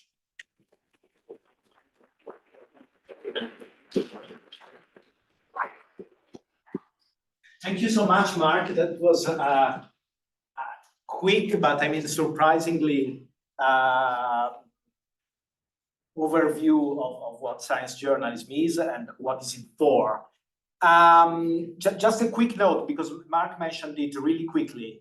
If you haven't, and if you have a chance to, do read the coverage of the Nature News team of the high temperature superconductivity affair, because it's really an incredible, I think, case history of the two different roles of the independence of the two teams, and Nature in particular, but in general, of science journalism versus journal editing, an impressive series of stories actually, where the Nature News team really looked critically into what had gone wrong with the peer review of those two retracted papers, including revealing details that probably the journal team didn't necessarily want to be revealed, and asking uncomfortable questions up to Magdalena Skipper, the editor-in-chief of Nature. So it was really quite impressive for me to read, and it's also fun to read that if you're interested about science.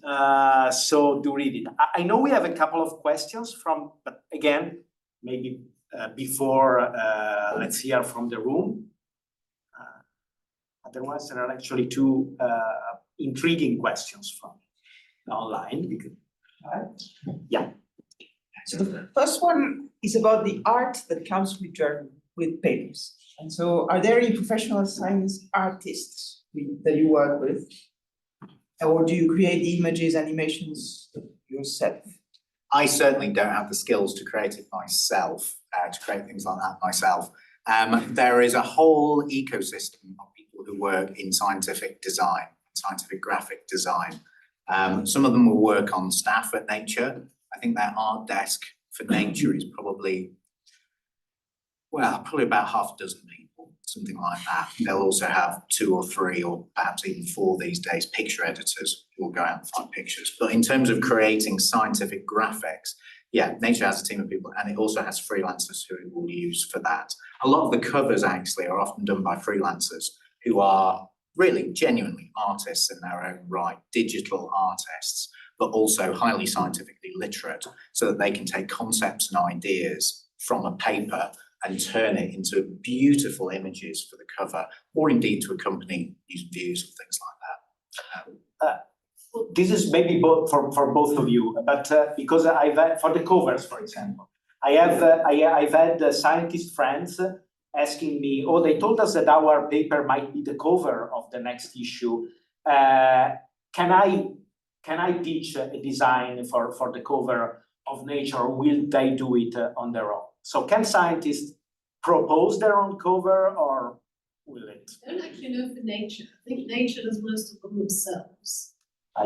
We use all the Nature subjournals largely work with suggestions we get from authors.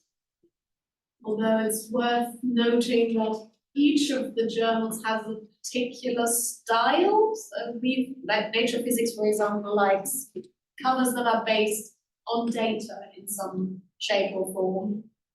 But we still get a lot of suggestions that are these 3D renderings that you see on a lot of journal covers. So people don't necessarily look at what you're doing. But we usually get them before we pick what we do. So we pick based on the design. So just in case anybody was planning to do that, or rather their bosses were planning to, I know a lot of people who actually spend thousands of euros or whatever currency to pay people to produce these cover suggestions before they even know it will be used. I suggest don't. We do have a professional art editor who I happen to know ours very well. She actually studied medical design, I think. So you can also study these things. They are real professionals in that regard. And what she's done with some suggestions and covers is mind-blowing. So don't pay that much money. If you could get it for £50, fine, but don't pay thousands of francs, euros, whatever. You have another question? Second question is, when you are considering whether to write about a published study, what role does the impact factor of the journal or other journal metrics criteria play in your decision? Reputation or impact factor or a metric about the journal? Impact factor doesn't play any factor at all, because I don't pay attention to that. I mean, I genuinely can tell you what impact factors of journals are. But I do have a sense of where high impact science is likely to be covered. In chemistry, Nature, not so much actually in chemistry, but science, JACS, Angevanta, places like that. And it's those sorts of journals that I'm looking at when I'm doing journal trawling. But I think the other factor as well is I've mentioned one of the ways that science comes under journalists' noses is via press releases. And Nature and Science and some of the Cell journals, like Pen and things like that, do put out weekly press releases that say, here are the most exciting papers we're going to be publishing. And the Nature press release and the Science press release are probably the biggest feeders of science journalism, certainly in the mainstream media, but actually also in the specialist media. I on occasion had scientists moaning to me, why do you only ever write about stuff in Science or Nature? Well, it's because it's so readily available. It's being provided to you. You get that press release in your inbox at the same time every week, and they've got little summaries of what they think the top 4 papers are that are coming out next week, give you an alert about that, and it gives you a few days to get the paper, get the interviews in place, so it's all ready to go when the embargo lifts. It makes it easy for you. And for a lot of journalists, especially in mainstream publications, making things easier means you can produce more copy. And editors like that, because rather than spending 2 days to write a story, you can spend 1 day to write 2 stories. So they're getting more words out. Okay, if there are no more questions, I suggest that we take a very short break just to stretch our legs, and then we'll be back for the discussion with both Nina and Mark in 10 minutes. Okay, so we'll now take some time for a discussion, which means not only that I'm sitting here in the middle of Mark and Nina, we'll try to chat, the 3 of us, but let's try to make this really a discussion. So please, whenever you have curiosity for them to expand a specific point or, a question that came up during that, please interrupt us, interrupt me in particular, and jump in.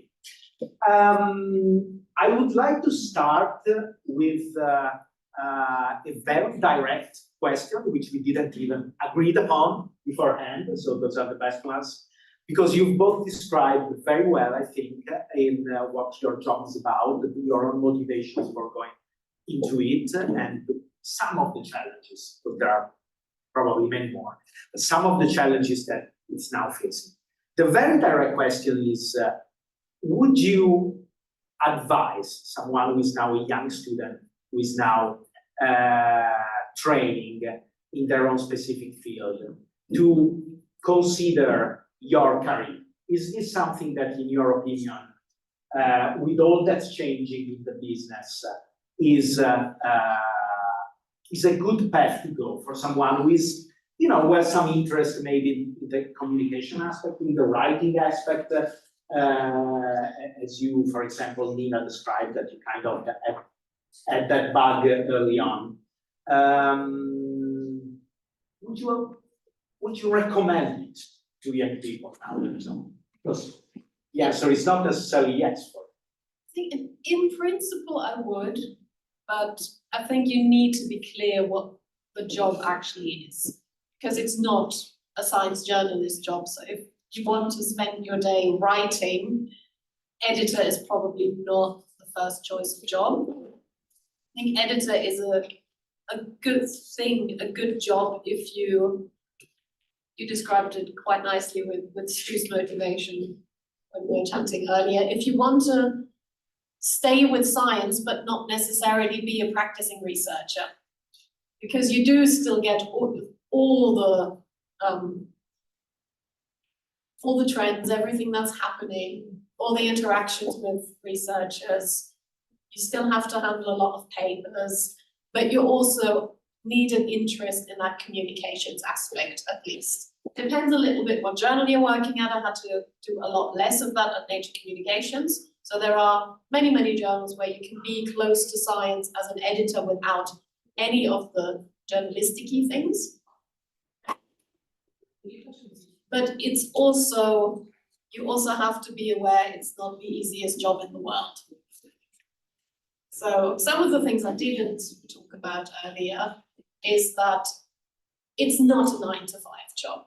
I frankly work more now than I did as a PhD student. I never worked a weekend during my PhD, for example. Sometimes I do now because I have to meet deadlines. If they're on a Monday and I'm not finished, Sunday's the day to do it. So we are quite busy. It's a lot of time management that you have to do to juggle 50 things at once, because you're not just working on one project, you're working on 5 or 6 at the same time, and they're not done in a day. So you have to be aware of those things. You also need quite a level of people skills, because not everybody's happy with the decisions I make about their papers. Most people are, at least in physics, most people are quite polite, but they do come back with emails saying, no, I think you were wrong and here's why.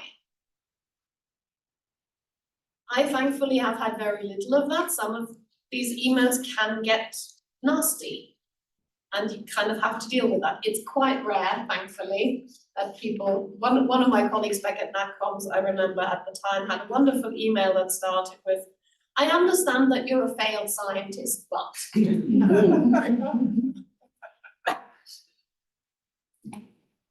Again, these things are rare, but even if that happens once every 6 months, it can weigh on you, especially if it comes at a point where you're, because they don't know if your dog died the day before, this is not what you want to deal with, but you kind of have to. So and you still have to reply in a professional way. You can't just go, well, sort of, you idiot.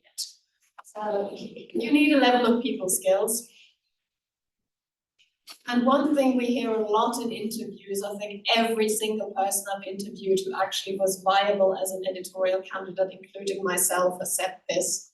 One of the main motivations for a lot of people to leave the lab and become editors is that they get essentially bored with just looking at a tiny section of science. Especially as a PhD student and postdoc, you kind of become the world expert in this teeny tiny area.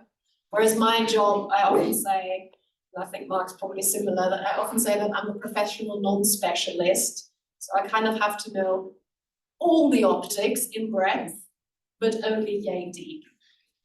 So it's quite different. But if those are things that bug you about your current job, you might be interested. Then, no, I mean, if things like just this tiny area of physics bugs you, then editorial is definitely an option. But there are downsides to it, of course, and it is becoming more stressful with the open access transition. Like I said, AI is looming, that certain things that you might enjoy might be taken away, like research highlight writing might be automated in 5 years' time, I don't know, or even in 2. So things are changing, just be aware of that, but I still think it's a good job. In principle, I like my job. I've just been doing it for a long time, so I'm at a stage again where I get a little bit bored, but that's just me. That's got nothing to do with the job.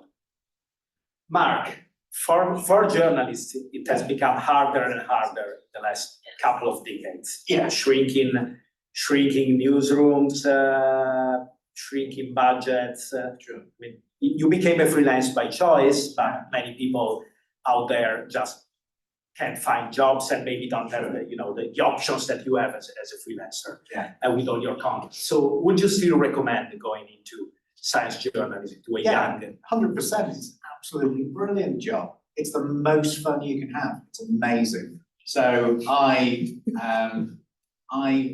finished my postdoc, and really I wanted to be the eternal student.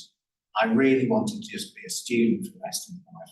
Didn't want the responsibility of running a research group. Didn't want the responsibility of having to, come up with research proposals and win grant funding. Oh, good Lord. I enjoyed the lab work. I was good at making air-sensitive reactions work. That's what I was good at. That's what I enjoyed. And I also really enjoyed talking about the work and learning about a really wide, diverse range of sciences. So the job that I have, the jobs that I've done over my career have all contained that core element. I get to learn about science. When you do an interview as a science journalist, especially if you're writing for a relatively specialist publication like Nature or Chemical and Engineering News, the level that you're doing the interview at with the scientist on the phone or on Zoom, it's like you're a first or maybe second year undergraduate in a tutorial, a one-to-one tutorial. Sometimes for a feature interview, you might have set aside half an hour to talk to that person. What an incredible privilege to get to do that on a regular basis of just contacting people and say, I'm writing about your area of work. I want to talk to you about it for half an hour. Will you give me half an hour of your time? Now, clearly you've prepped, you have a bunch of questions you want to ask them about, but it's just brilliant. And I'm getting paid to do it. So yeah, I thoroughly recommend it. I think it's great. Yeah, there are some issues in the business. There is the threat that journalists are going to be replaced by AI. In fact, AI already writes a lot of the financial news that we read. Bloomberg has been using automated algorithms to write a lot of basic market stories for years. I think specialist science journalism, I would say, probably going to be the last thing that's automated in AI. I would like, there's a prediction, but that's my hunch, because it requires a really broad understanding of the field. It requires interviews to be able to supply the context and the nuance that it needs to be actually credible by experts in the field. Very hard to simulate that stuff, I suspect. There you go. Go for it. Good. Yep.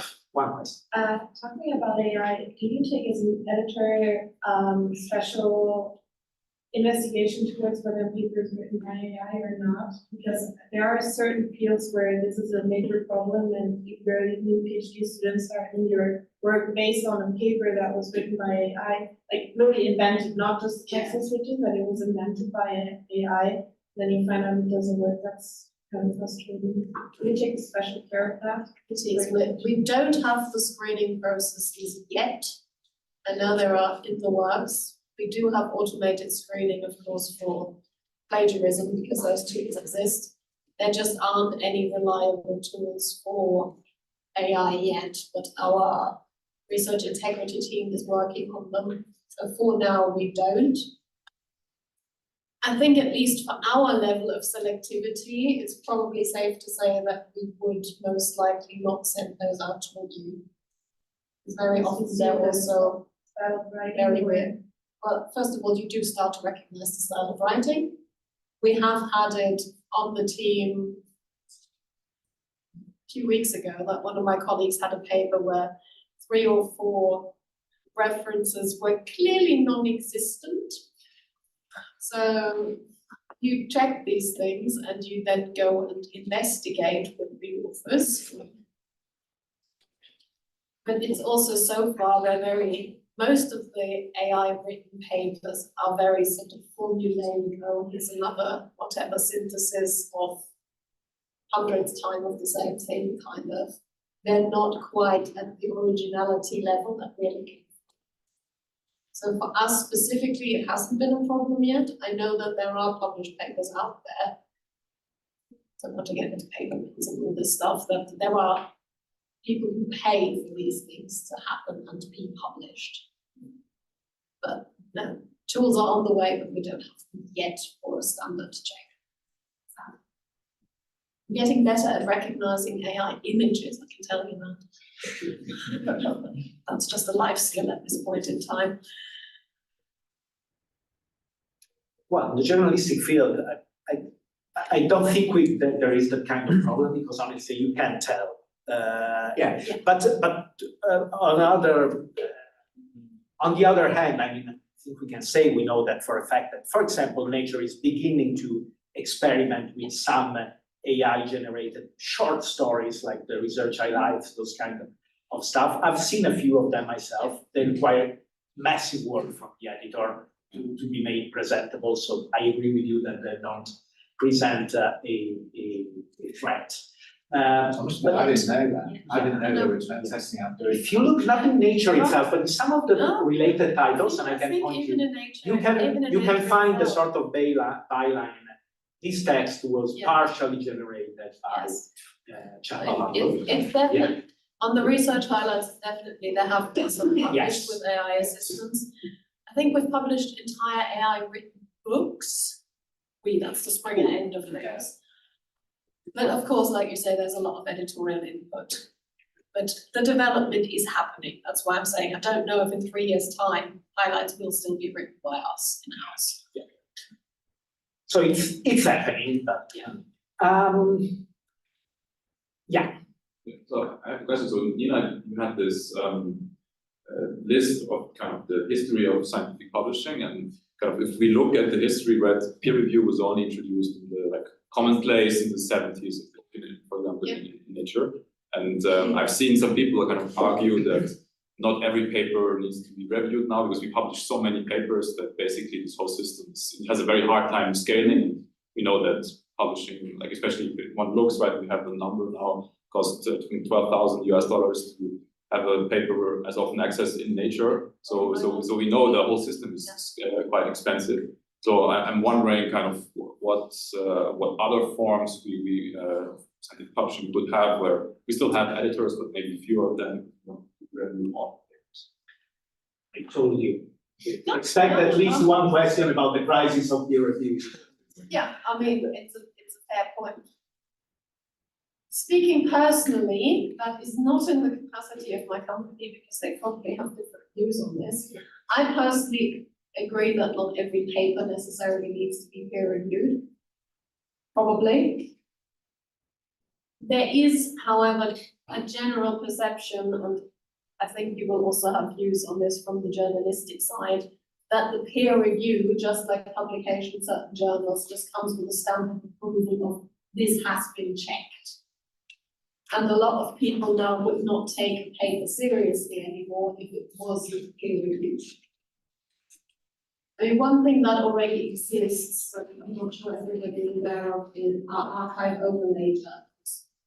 So it basically works like this: you put your paper on the archive.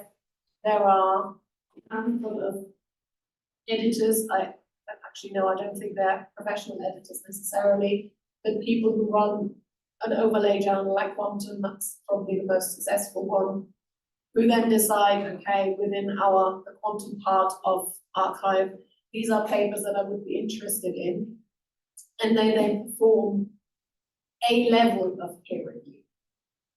There are also some journals in my area, for example, Optica, who have a specific type of article. They call it a memorandum. It's a very short kind of, this is the latest thing I've done, that isn't formally peer reviewed, but they have academic editors. So they have people who also work in that field.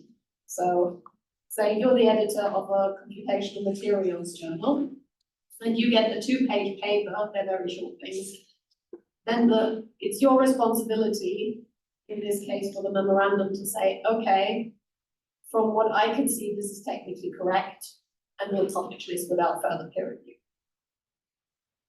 I personally wouldn't feel comfortable doing that because I'm not expert enough in the things that I look at to say they're right or wrong.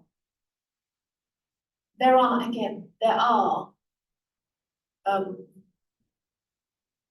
experiments internally, I'm sure other publishers do them as well, looking into whether one can use systems like AI to assist review, not to replace it, but at least to assist it, so it's not quite as onerous for peer reviewers, so it doesn't take quite as much time. But who knows where that's going. At the end of the day, I think that will be more of a community decision rather than a publishing industry decision. If people truly believe that certain papers don't need to be peer reviewed, put it on a preprint, don't submit it to a journal. If you don't want it peer reviewed, you don't have to have it peer reviewed. Then again, your funders probably won't accept it, and the people who make decisions on careers probably won't accept it. But once you've got tenure, you can do what you like as long as it doesn't affect your students. So there are all these incentive things to just de-incentivize not peer reviewing at the moment.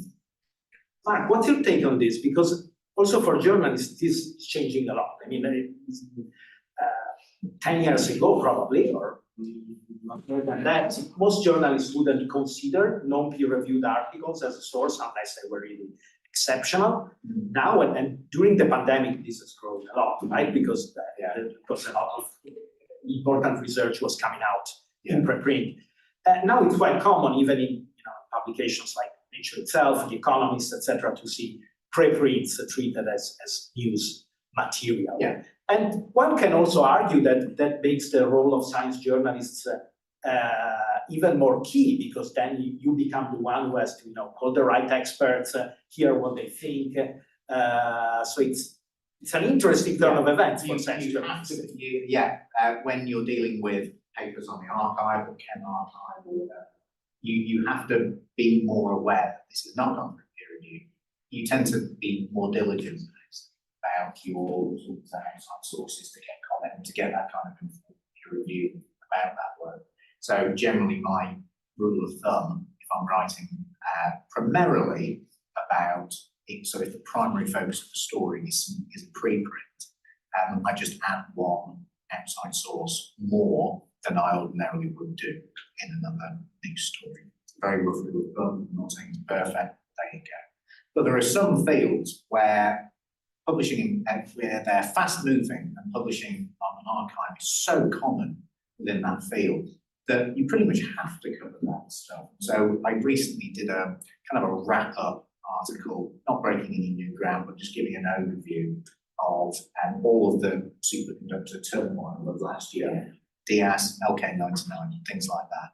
And lots of the key stuff on all sides, reputation, checking the theoretical stuff, practical records, it's all on archive. So you really just have to go in and delve into that and say, okay, this is what these people have reported. Now here's what these people say about these papers.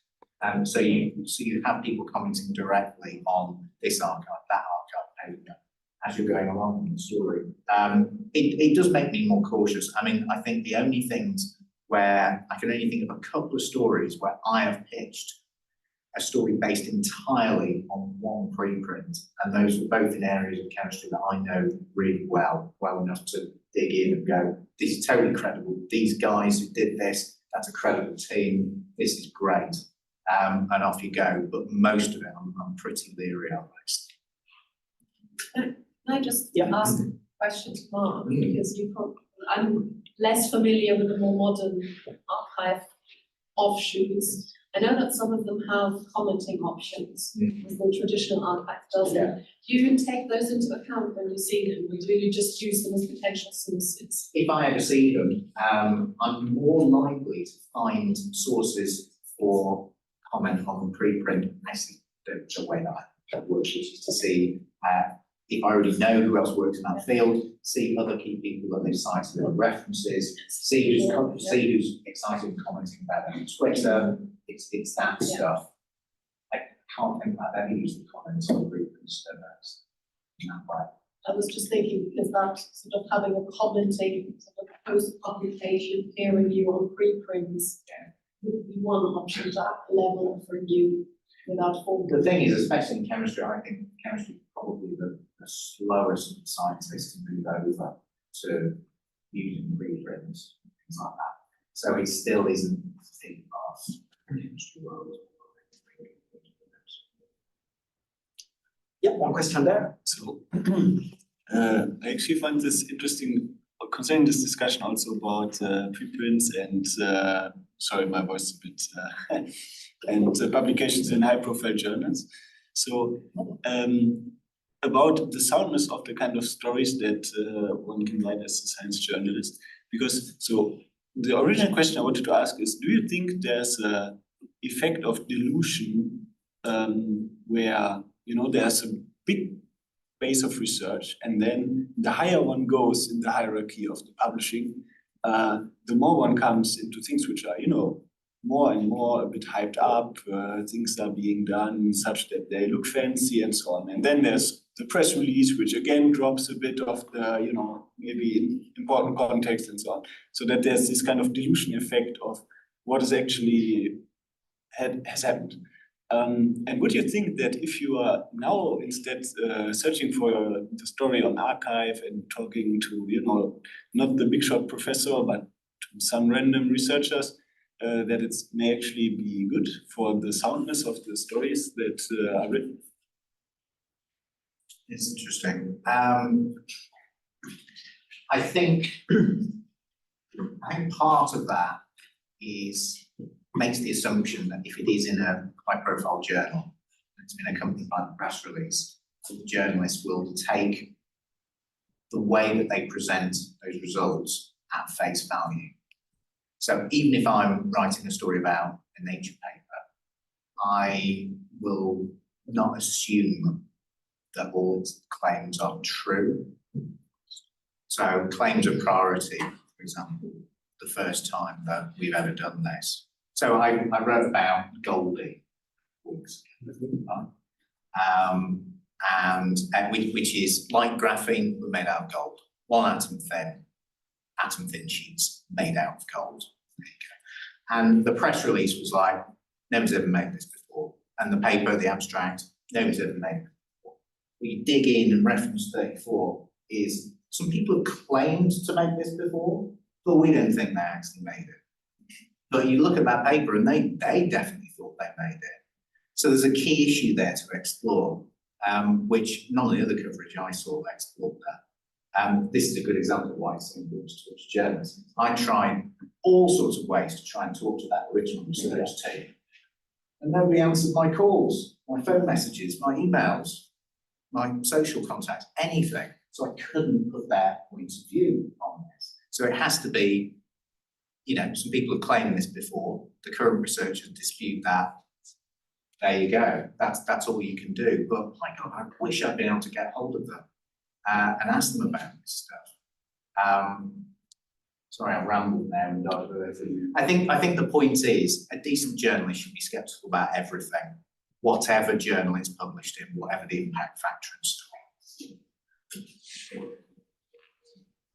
It's another question there. So I have a question a bit related to the equivalent of the archives, but for journalism. There could be blogs where people come and write on any topic that they want, and that sometimes might be reflecting and conveying personal opinions, which I think in normal news outlet we would know if a journal is for the like climato-sceptic, or we would have, as a society, we would know those type of opinions.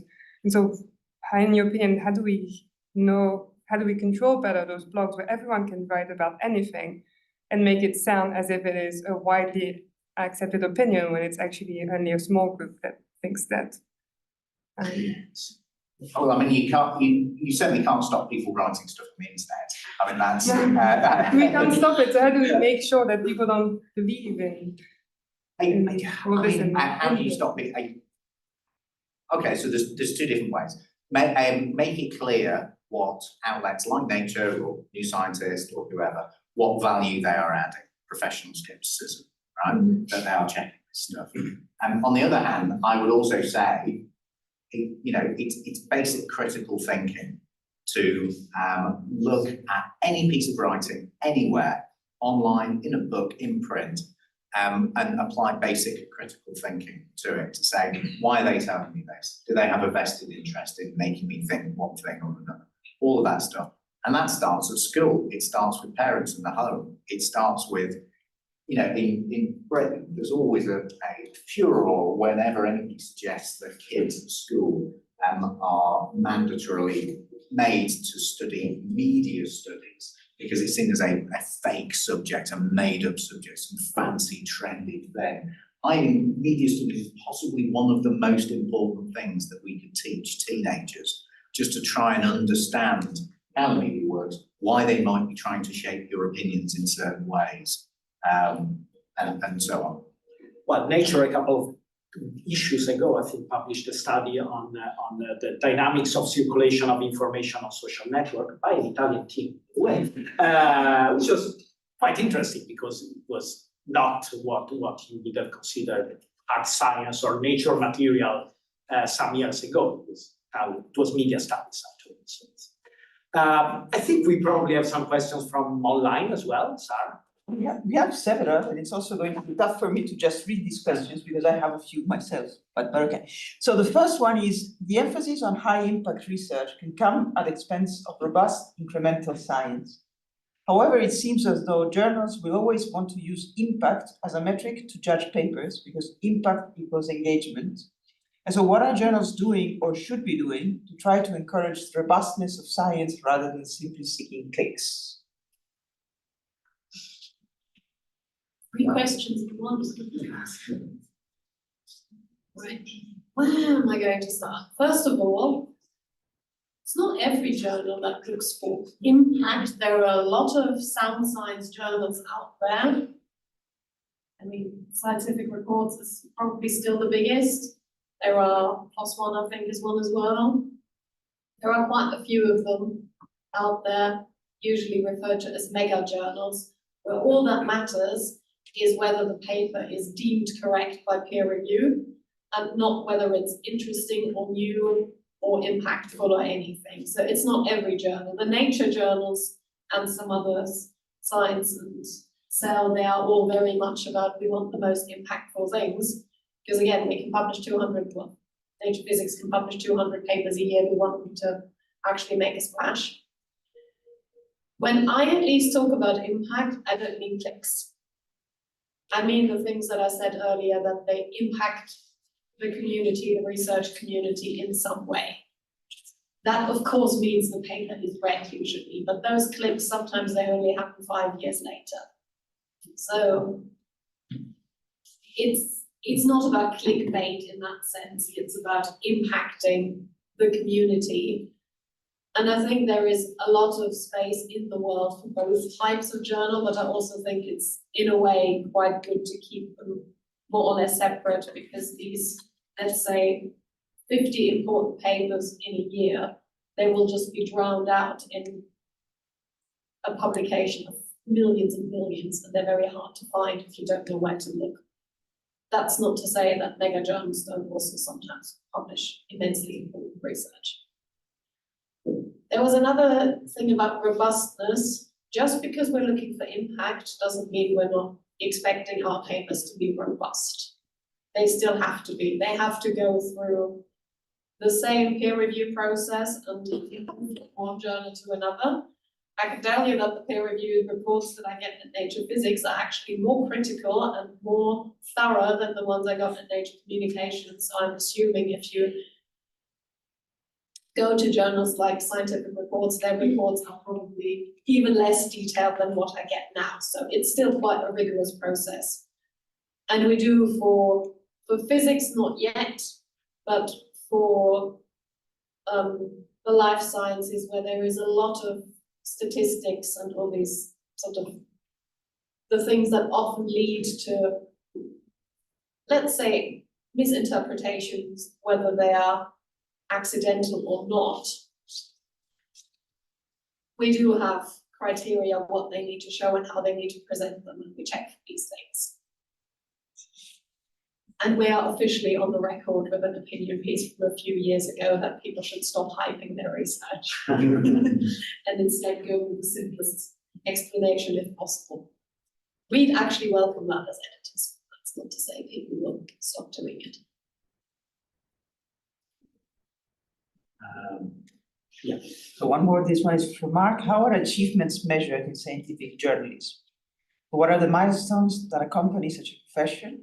For researchers, for example, our progress and achievements are predicated on publications. Does that carry over in any way? And then thank you for the talks and discussions, both. It's really interesting. What are the achievements and milestones? I suppose prizes and awards are one obvious way to do that. So there are, as well as your general journalism awards like Pulitzer prizes, there are several, more than several, lots of prizes and awards connected with science journalism. The AAAS runs one, the Association of British Science Writers runs one. I think there's an equivalent for European Science Journalism Association, and many more. So this is one way to recognise people. They're like the Oscars of the science journalism world. On a very brutal day-to-day level, some publications really will monitor how many readers, how many clicks your stories will get, which may affect future commissioning decisions. I mean, in a sense, there's also your progression through the industry. You start off as a lowly general assignment reporter. You might, get senior in front of your title. You might become an editor. You might become a senior, and so on and so on. But it is actually remarkably common for people to come out the other end of that, like me, who've risen to a certain level and go, well, I can either, as a career progression, go further up, become more involved in business and management, and lose any connection with actually reporting or learning about science. Or I can come out the other end and just be someone who gets to pick and choose some reporting here, some editing there, and things like that. Very common, actually. I mean, I'm thinking about, I don't know if you know Peter Alders. Yeah, sure. Who is a big figure in science journalism. He worked in basically the top journalism jobs, and New Scientist, Nature, and Science. And he's come out the other end, and he freelanced. Yeah, I think he was with BuzzFeed News for some time. BuzzFeed for a while. He teaches a course in California now. So it's actually very common for people, I think, not to have to stick to some sort of pre-planned career path. Yeah. Maybe one thing is books. There is this perception, whether right or wrong, that if you write a book, you are somehow upgrading to another category. If someone reads it, of course. It's a big status thing, actually, to have. It's a status. It is a status thing to have a book. I have a book. Which I did as a contract. Which I did as a contract job. Probably the worst paying work that I did in my freelance career, actually. But I went into it knowing that I was actually going to get a fixed fee. I don't get money from copies of the book sold. I just get a fixed fee for making it, and there you go, goodbye. And I just wanted the experience of being involved in producing a book. So that's fine. But most of the people, some quite big names actually, who have written several science books, make almost no money out of it. It's a really tough way to make a living writing books. Sarah, you still have something for us, otherwise? Yeah. Okay, so maybe him, maybe you. Yeah, just a similar question maybe to Nina. I was wondering if, out of curiosity, if you as a scientific editor are evaluated by certain metrics. For example, would you have an analog of an age index to the number of papers that you got through and their citations on the future or something like that? Yeah, at least for now, I've not heard of anybody being judged, thankfully, by the citations of the papers we pull through, which also, I mean, across the board, that would also be really unfair because certain areas have more citations.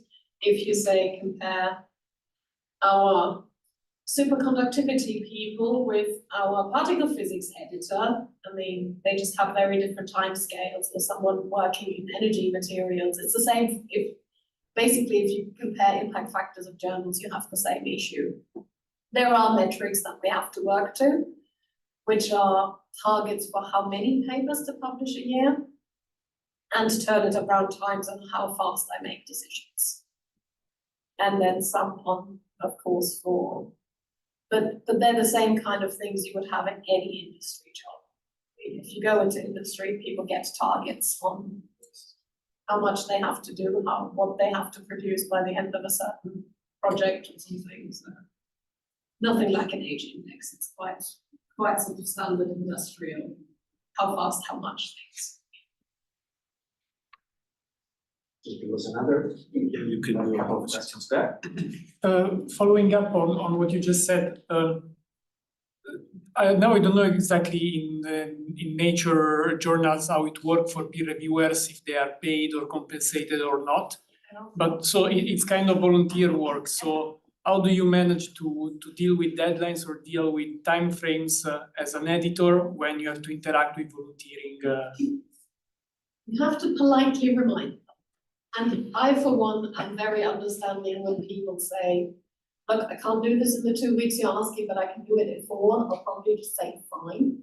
I'd rather people just told me I need longer, rather than if they say, yes, I can do it in 2 weeks, and then they need 6 months. You have to be, again, that's the people skills you need in this job. You have to be very polite. And of course, if people decline to review, it's their choice. If they want to decline with a rant at me that we don't pay peer reviewers, I have to deal with it. But at the end of the day, I'll just have to say, thank you, I accept your opinion, and I'm going to ask you again to review for us if that's what you want. Well, yeah. If you think about it, that's fun because you have an industrial process, because it's an industrial process where you have one factor that you can't really fully controlled. You No, don't have leverage. don't get me started on that target. I have a target for how long the review's Yeah. gonna take. Can I ask a follow-up to Yes, that? So sure. Nature, I don't know if the Nature research journalists do this, but Nature, a year or 2 years ago, started experimenting with open peer review, where the peer reviewers can choose to be named in a We all special do that. acknowledgement Yes, we all section do of that. the paper. Yeah, we all do that now. Has that, because I love that as a journalist, because it's like instant sources, you know, you've already peer reviewed this paper, you're all over it, tell me what you think about it. But has that made potential peer reviewers more willing to do it because they know that they're going to get recognised for their community service? Well, nobody's told me that it motivates them. And it also sort of coincided with the pandemic and more papers and more submissions. So there is a bit of, it started for us at least at the same time that it became harder to find reviewers just because there was more and more to review. Yeah. So I can't really give you any sort fair. of rule of thumb, but nobody's told me that it motivates. I've had people tell me that they hate it, but again, usually people tell you the negatives more than the positives. So just a comment, there are some journals now that enable you to link the fact, you don't have to appear on the journal as a reviewer, but they can cross-link that to your ORCID information and stuff like that. So it is, in some sense, part of the CV. Now, the question is whether the community actually values that as an impact parameter, right? We're all assessed by our age factor, but the number of papers that we review every year is probably not one of the reasons why we get hired in universities. Which brings me to, you know, one of the questions here, which is, you know, is it fair? The fact that this reviewing work is voluntary and not rewarded, I mean, with money or in other ways, is that something that is fair, and is there anything that can be done to change that? I mean, I don't have an opinion. I don't know if it's here. I'm just relaying.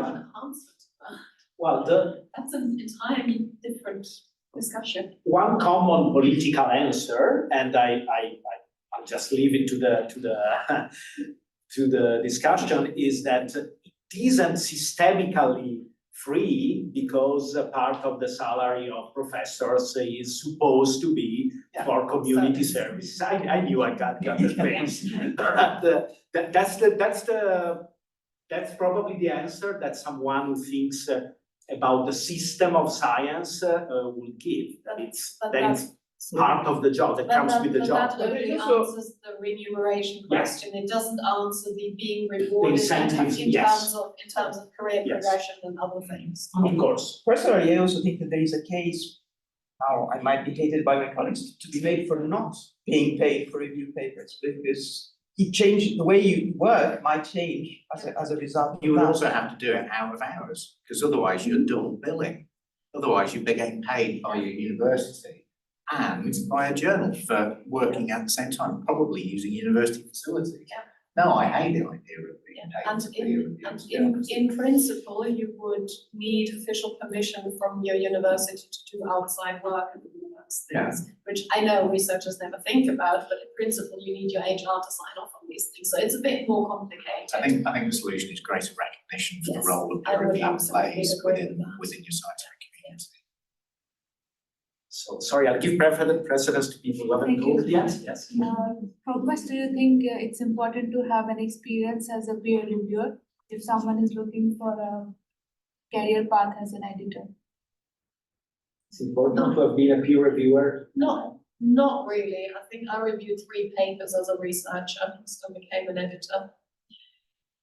You should have experience of having published a paper, so you know the process that I described earlier, how that works, so you've experienced it as a researcher. In a way, it's probably better if you've not reviewed that much, because when we train people, what we spend most of the time usually is to drill the reviewer mindset out of people's mind, because looking at a paper as a reviewer is very different from looking at a paper as an editor. And I usually find people with more reviewer experience are harder to train because they have this ingrained a bit more. It's very interesting.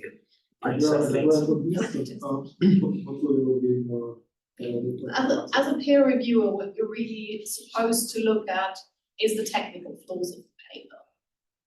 Whereas as an editor, what you have to look at is how does this paper sit in the context of its field?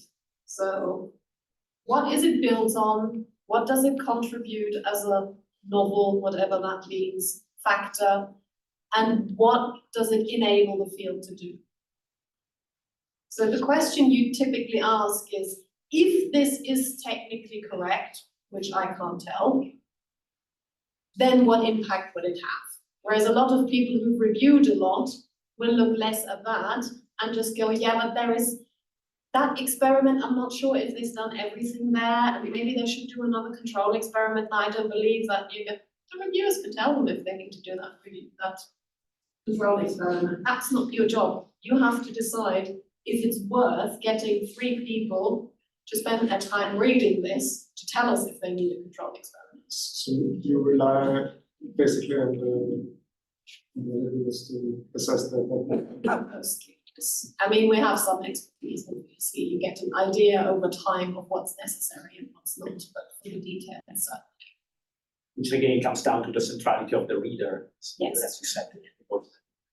Yeah, we have one there. Sorry, then I'll Okay, I just shortly also wanted to ask for a little bit more insight into this interaction and process between the reviewers and the editor. Maybe it also differs a bit. Maybe in Nature Journal, it's already, as an editor, you do more and maybe you also communicate more with the authors.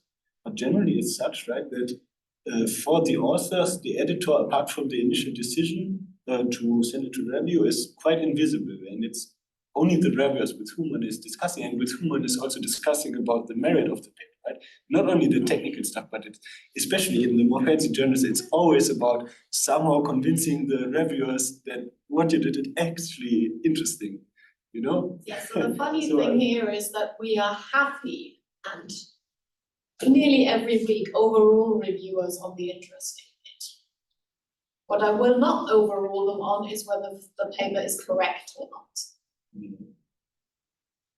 And sometimes we go to quite lengths to find out if that's the case. Of course, we take advice from the reviewers about what is interesting or not. Basically, if 3 experts in the field say, nah, really, who cares about this, then my first call probably was wrong. So if the specialists don't care, the wider community probably doesn't care either. But yes, it's true that we can be quite invisible in the normal back and forth with the reviewers, but that doesn't mean that we don't read everything and don't make the decisions. That is for professional editors. I know a lot of journals editors aren't allowed to overrule reviewers, like not the Nature journals, but some journals. So there are a lot of papers where I don't communicate with the authors that much. There are papers when I actually have phone calls with authors when they want to talk about what the reviewers are asking for and what is and what isn't possible and what I would need for the paper to pass my bar. So it goes through that entire spectrum. Typically, it's just emails going, well, we can do what reviewer 2 asked for there, but that request from reviewer 3 isn't possible or necessary because of that, and then you discuss if I think it's necessary.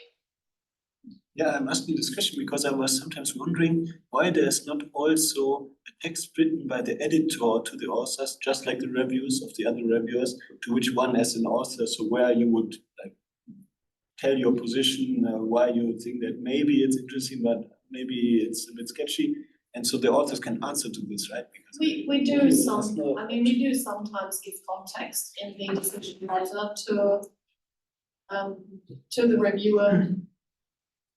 Comments? Yes, of course. Everything I said is a decision. I'm not going to send you an email and then send you another email with my decision. Point of peer review, sorry.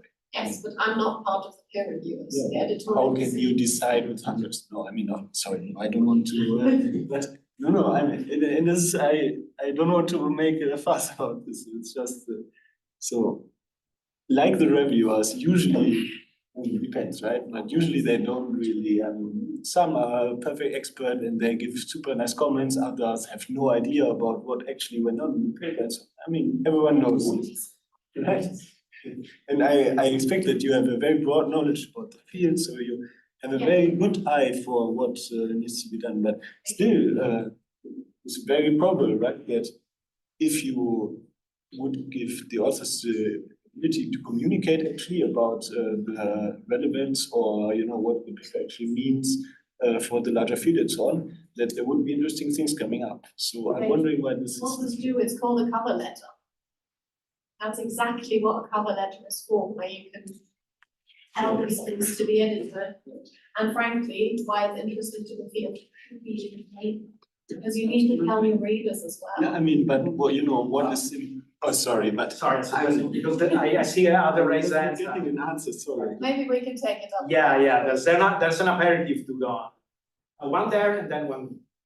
The discussion on the difference between a reviewer and an editor. Yep. As an editor, do you think it's interesting for to put in the paper the limits of, for example, the model you're building or the limits?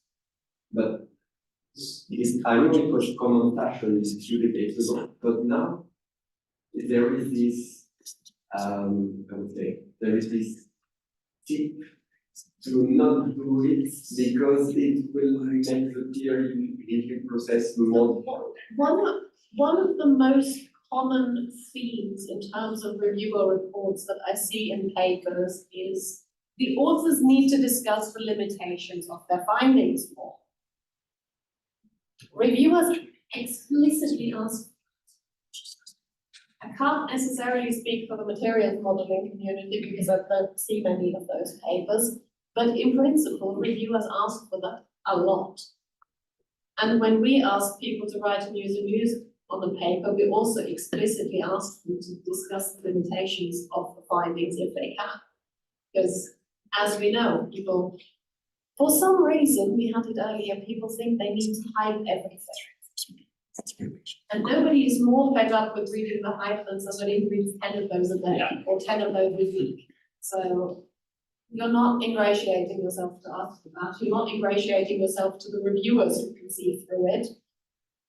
So doing the scientifically correct thing of saying, this is what my model can do, but I can't, this does not necessarily apply to the entire family of these materials, for example, because it has these limitations of whatever, how many atoms it can handle.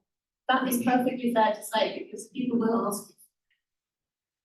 And journalists also will typically look for limitations, because that's part of not taking things at face value and expanding the team. I was just thinking how in so many of my stories, there's a paragraph that, depending on how big the limitation is, it'll either be a line or two about it in the second paragraph, and then there'll be a bigger paragraph about 5 or 6 paragraphs in, which is say, well, despite this, it's not going to find its way into devices immediately because gallium nitride is doing it perfectly well. However, it might lead to new thinking about better ways to dope it or something like that.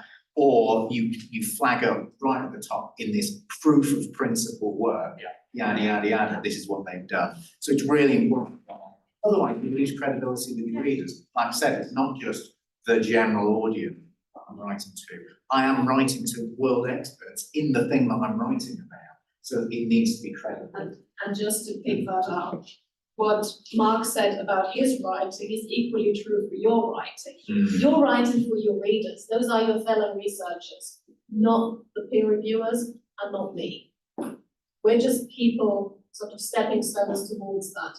But at the end of the day, if you give a talk about your work at a conference and you don't talk about those limitations, somebody's got to put their hand up and ask, well, is this also going to work for X?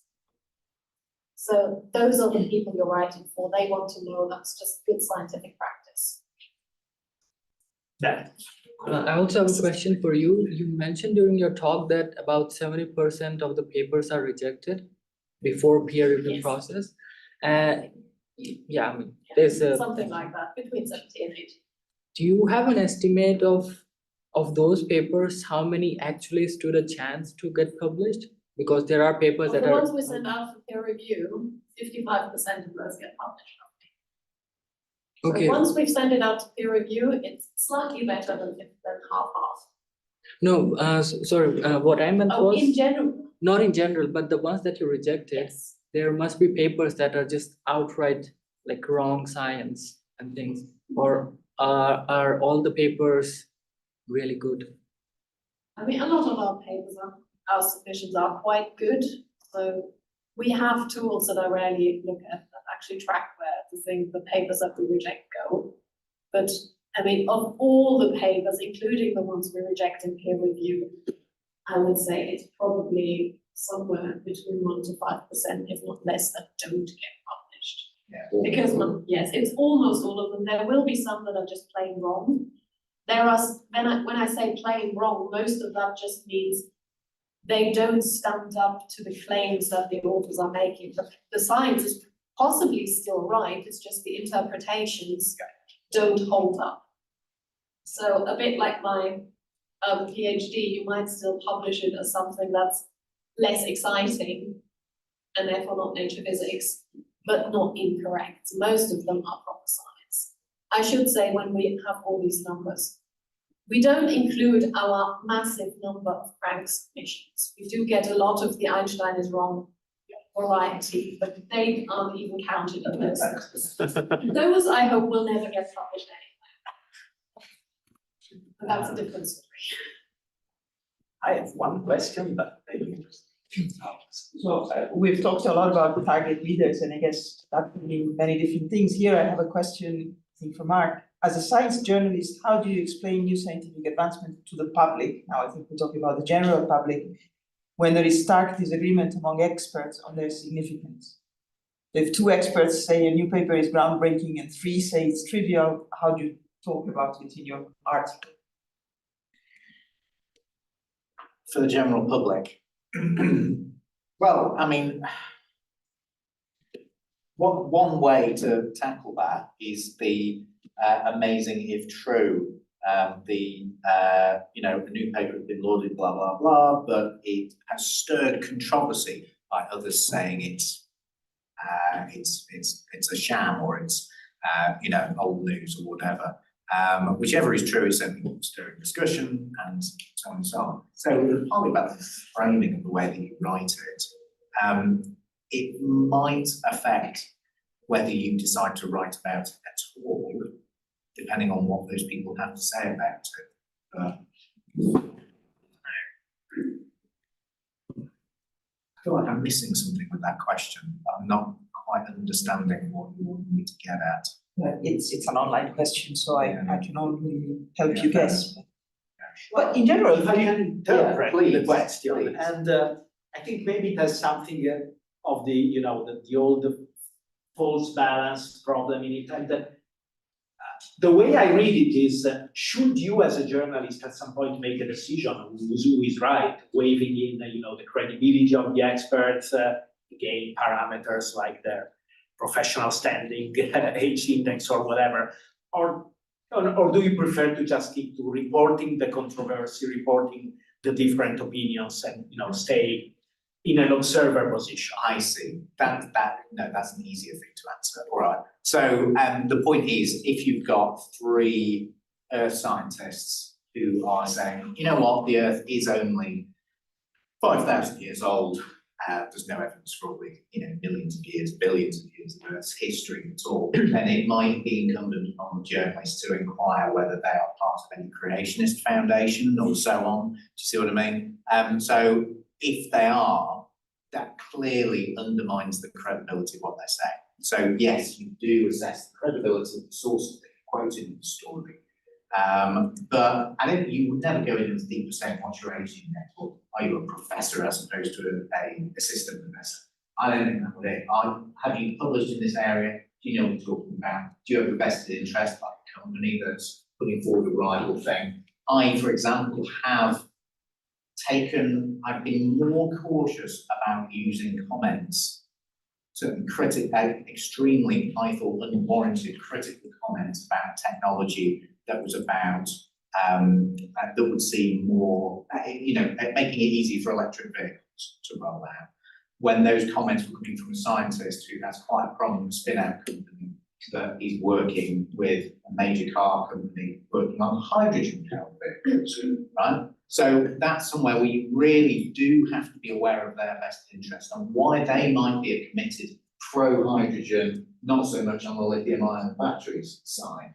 So yeah, you have to factor that into the reporting. It might not, you wouldn't sort of not quote them all together because they're an expert in this field, but you'd be quite cautious about about how you frame it and whether you just blanket assume that their critical comments are correct.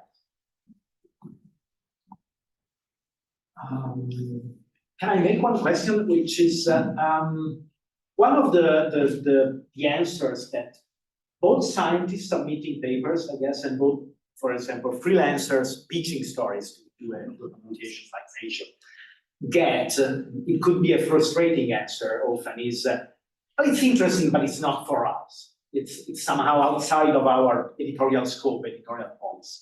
And I'd like to ask you, in your respective fields, how formalized are those stuff? Like when you become an editor at Nature Physics or a news editor at Nature or another publication, do you get like a proper handbook that tells you what stories to look for, what are for Nature and what not? Or is it, more sort of oral knowledge that passes, from your colleagues and imitating what's already been published, etc. Because sometimes for outsiders, be them journalists or scientists, I know it's very hard to grasp them. So why is my proposal interesting but not for them? The short answer is there's no handbook, and I think the same is true for journalists. I suspected that, There certainly is no handbook. But still there is a policy, still there is an image of what your yes, of course. journal So the is. way it works for us is actually less looking at what we've published before, and it's really what we do in training. So when an editor starts and we train them, it takes somewhere between a month and 3-4 months, depending on how quickly they pick it up. They will send for every paper they assess, they will send their notes and their reasoning to another editor, more senior editor who's training them. And that editor will then go back to the scientific method of critical thinking and ask silly questions about the reasoning of, oh, have you looked at that? Have you looked at reference 17? And why are you saying that? Why are you saying that compares like that? Have you considered this? How would that fit in the depth field? And so you send the things back and forth until you agree on whether or not the paper is for you. So it's very much on the job training, paper by paper, and this goes on for, like I said, between 4 weeks and 3-4 months with every paper. So that's quite a lot of papers that you're trained at. And then it kind of seeps into your brain.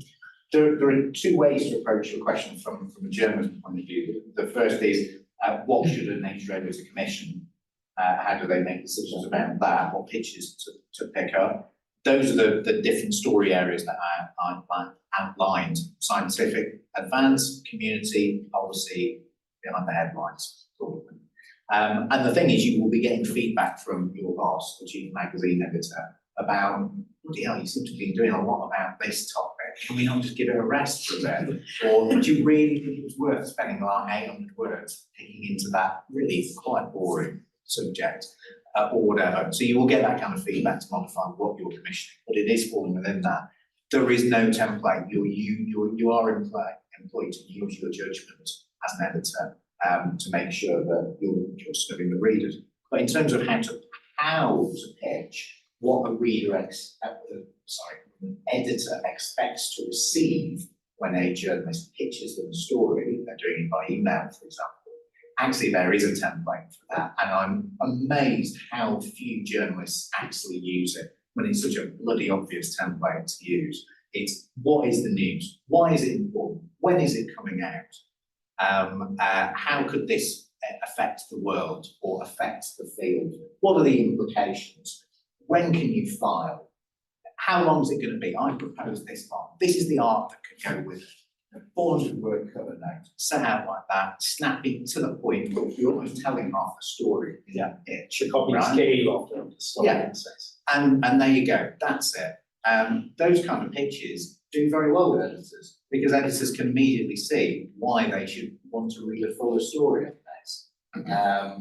And weirdly, a lot of freelancers don't do that. I suspect a lot of the freelance journalists who struggle, that's one of the issues I so struggle, because they don't necessarily, maybe they've never worked as an editor, so they never, like me, seen hundreds of bloody awful pitches over their time. Anyway. I don't know how long we can go, so I would suggest this. Maybe I can ask the last question from someone who has not asked a question yet online, and you're all invited to join us for an apéro upstairs. So if there are more questions or more curiosities for our guests, you have a chance to ask them. Okay? So the question is phrased slightly differently, but I want to redirect it towards the two of you, which is how important it is to write well as opposed to write correct, in a sense. What is the balance between the reaction you have to a poorly written paper that still contains solid and interesting science? So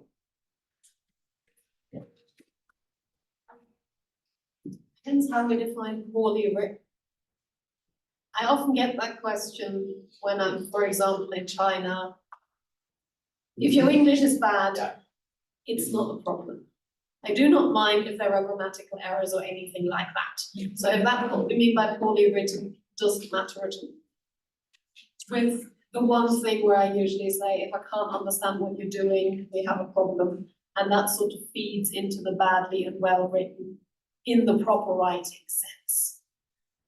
Of course, it always helps to have a well-written paper, because a bit like with your pitches, editors are busy people, no matter if it's my type of editor or Mark's type of editor.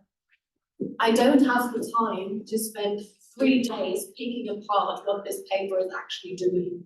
I have to assess it in a few hours. And if I can't figure out what the interesting thing is within a few hours, I'll probably decide to not bother. Thankfully, that doesn't happen very often. So it needs to be written well enough, either the paper or the cover letter, for the editor to understand basically what Mark just said in his pitch, minus the filing and everything. Basically, what are you doing? Why are you doing it? Why are you doing it now? Why should your community, therefore I care? That should be clearly in a paper. Everything in between, the whole technical part, in that sense, doesn't matter so much how well it's written for my decision. It matters for your reviewers and your readers, so please write it well still. But for the editorial decision, it's that introductory pitch of your paper. If that's clear, it helps make a decision. We'll try to dig into it. We do look into references and stuff, but again, I don't have 3 days for one paper.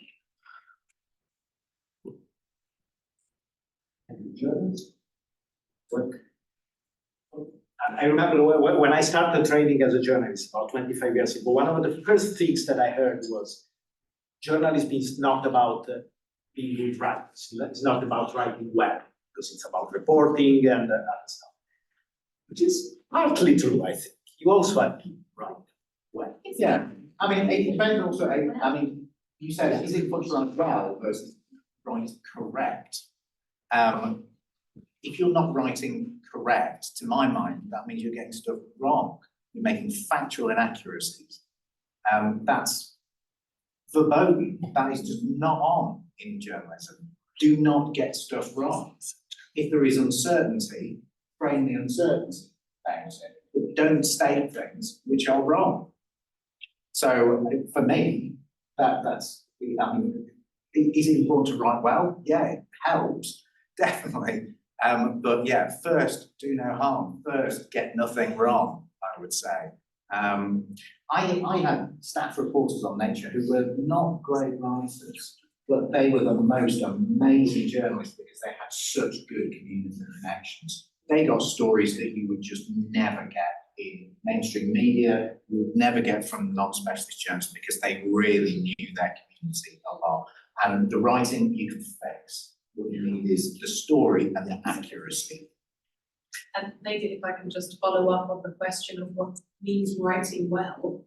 In a technical context, paper to an extent, also in science journalism, any technicality. Writing well in that context means writing simply. It doesn't mean writing Dickens or Tolkien or anything, it means writing simply because then people understand. It's about communicating and not about winning a poetry prize. Well, thank you very much, Nina and Mark. I think it's been great.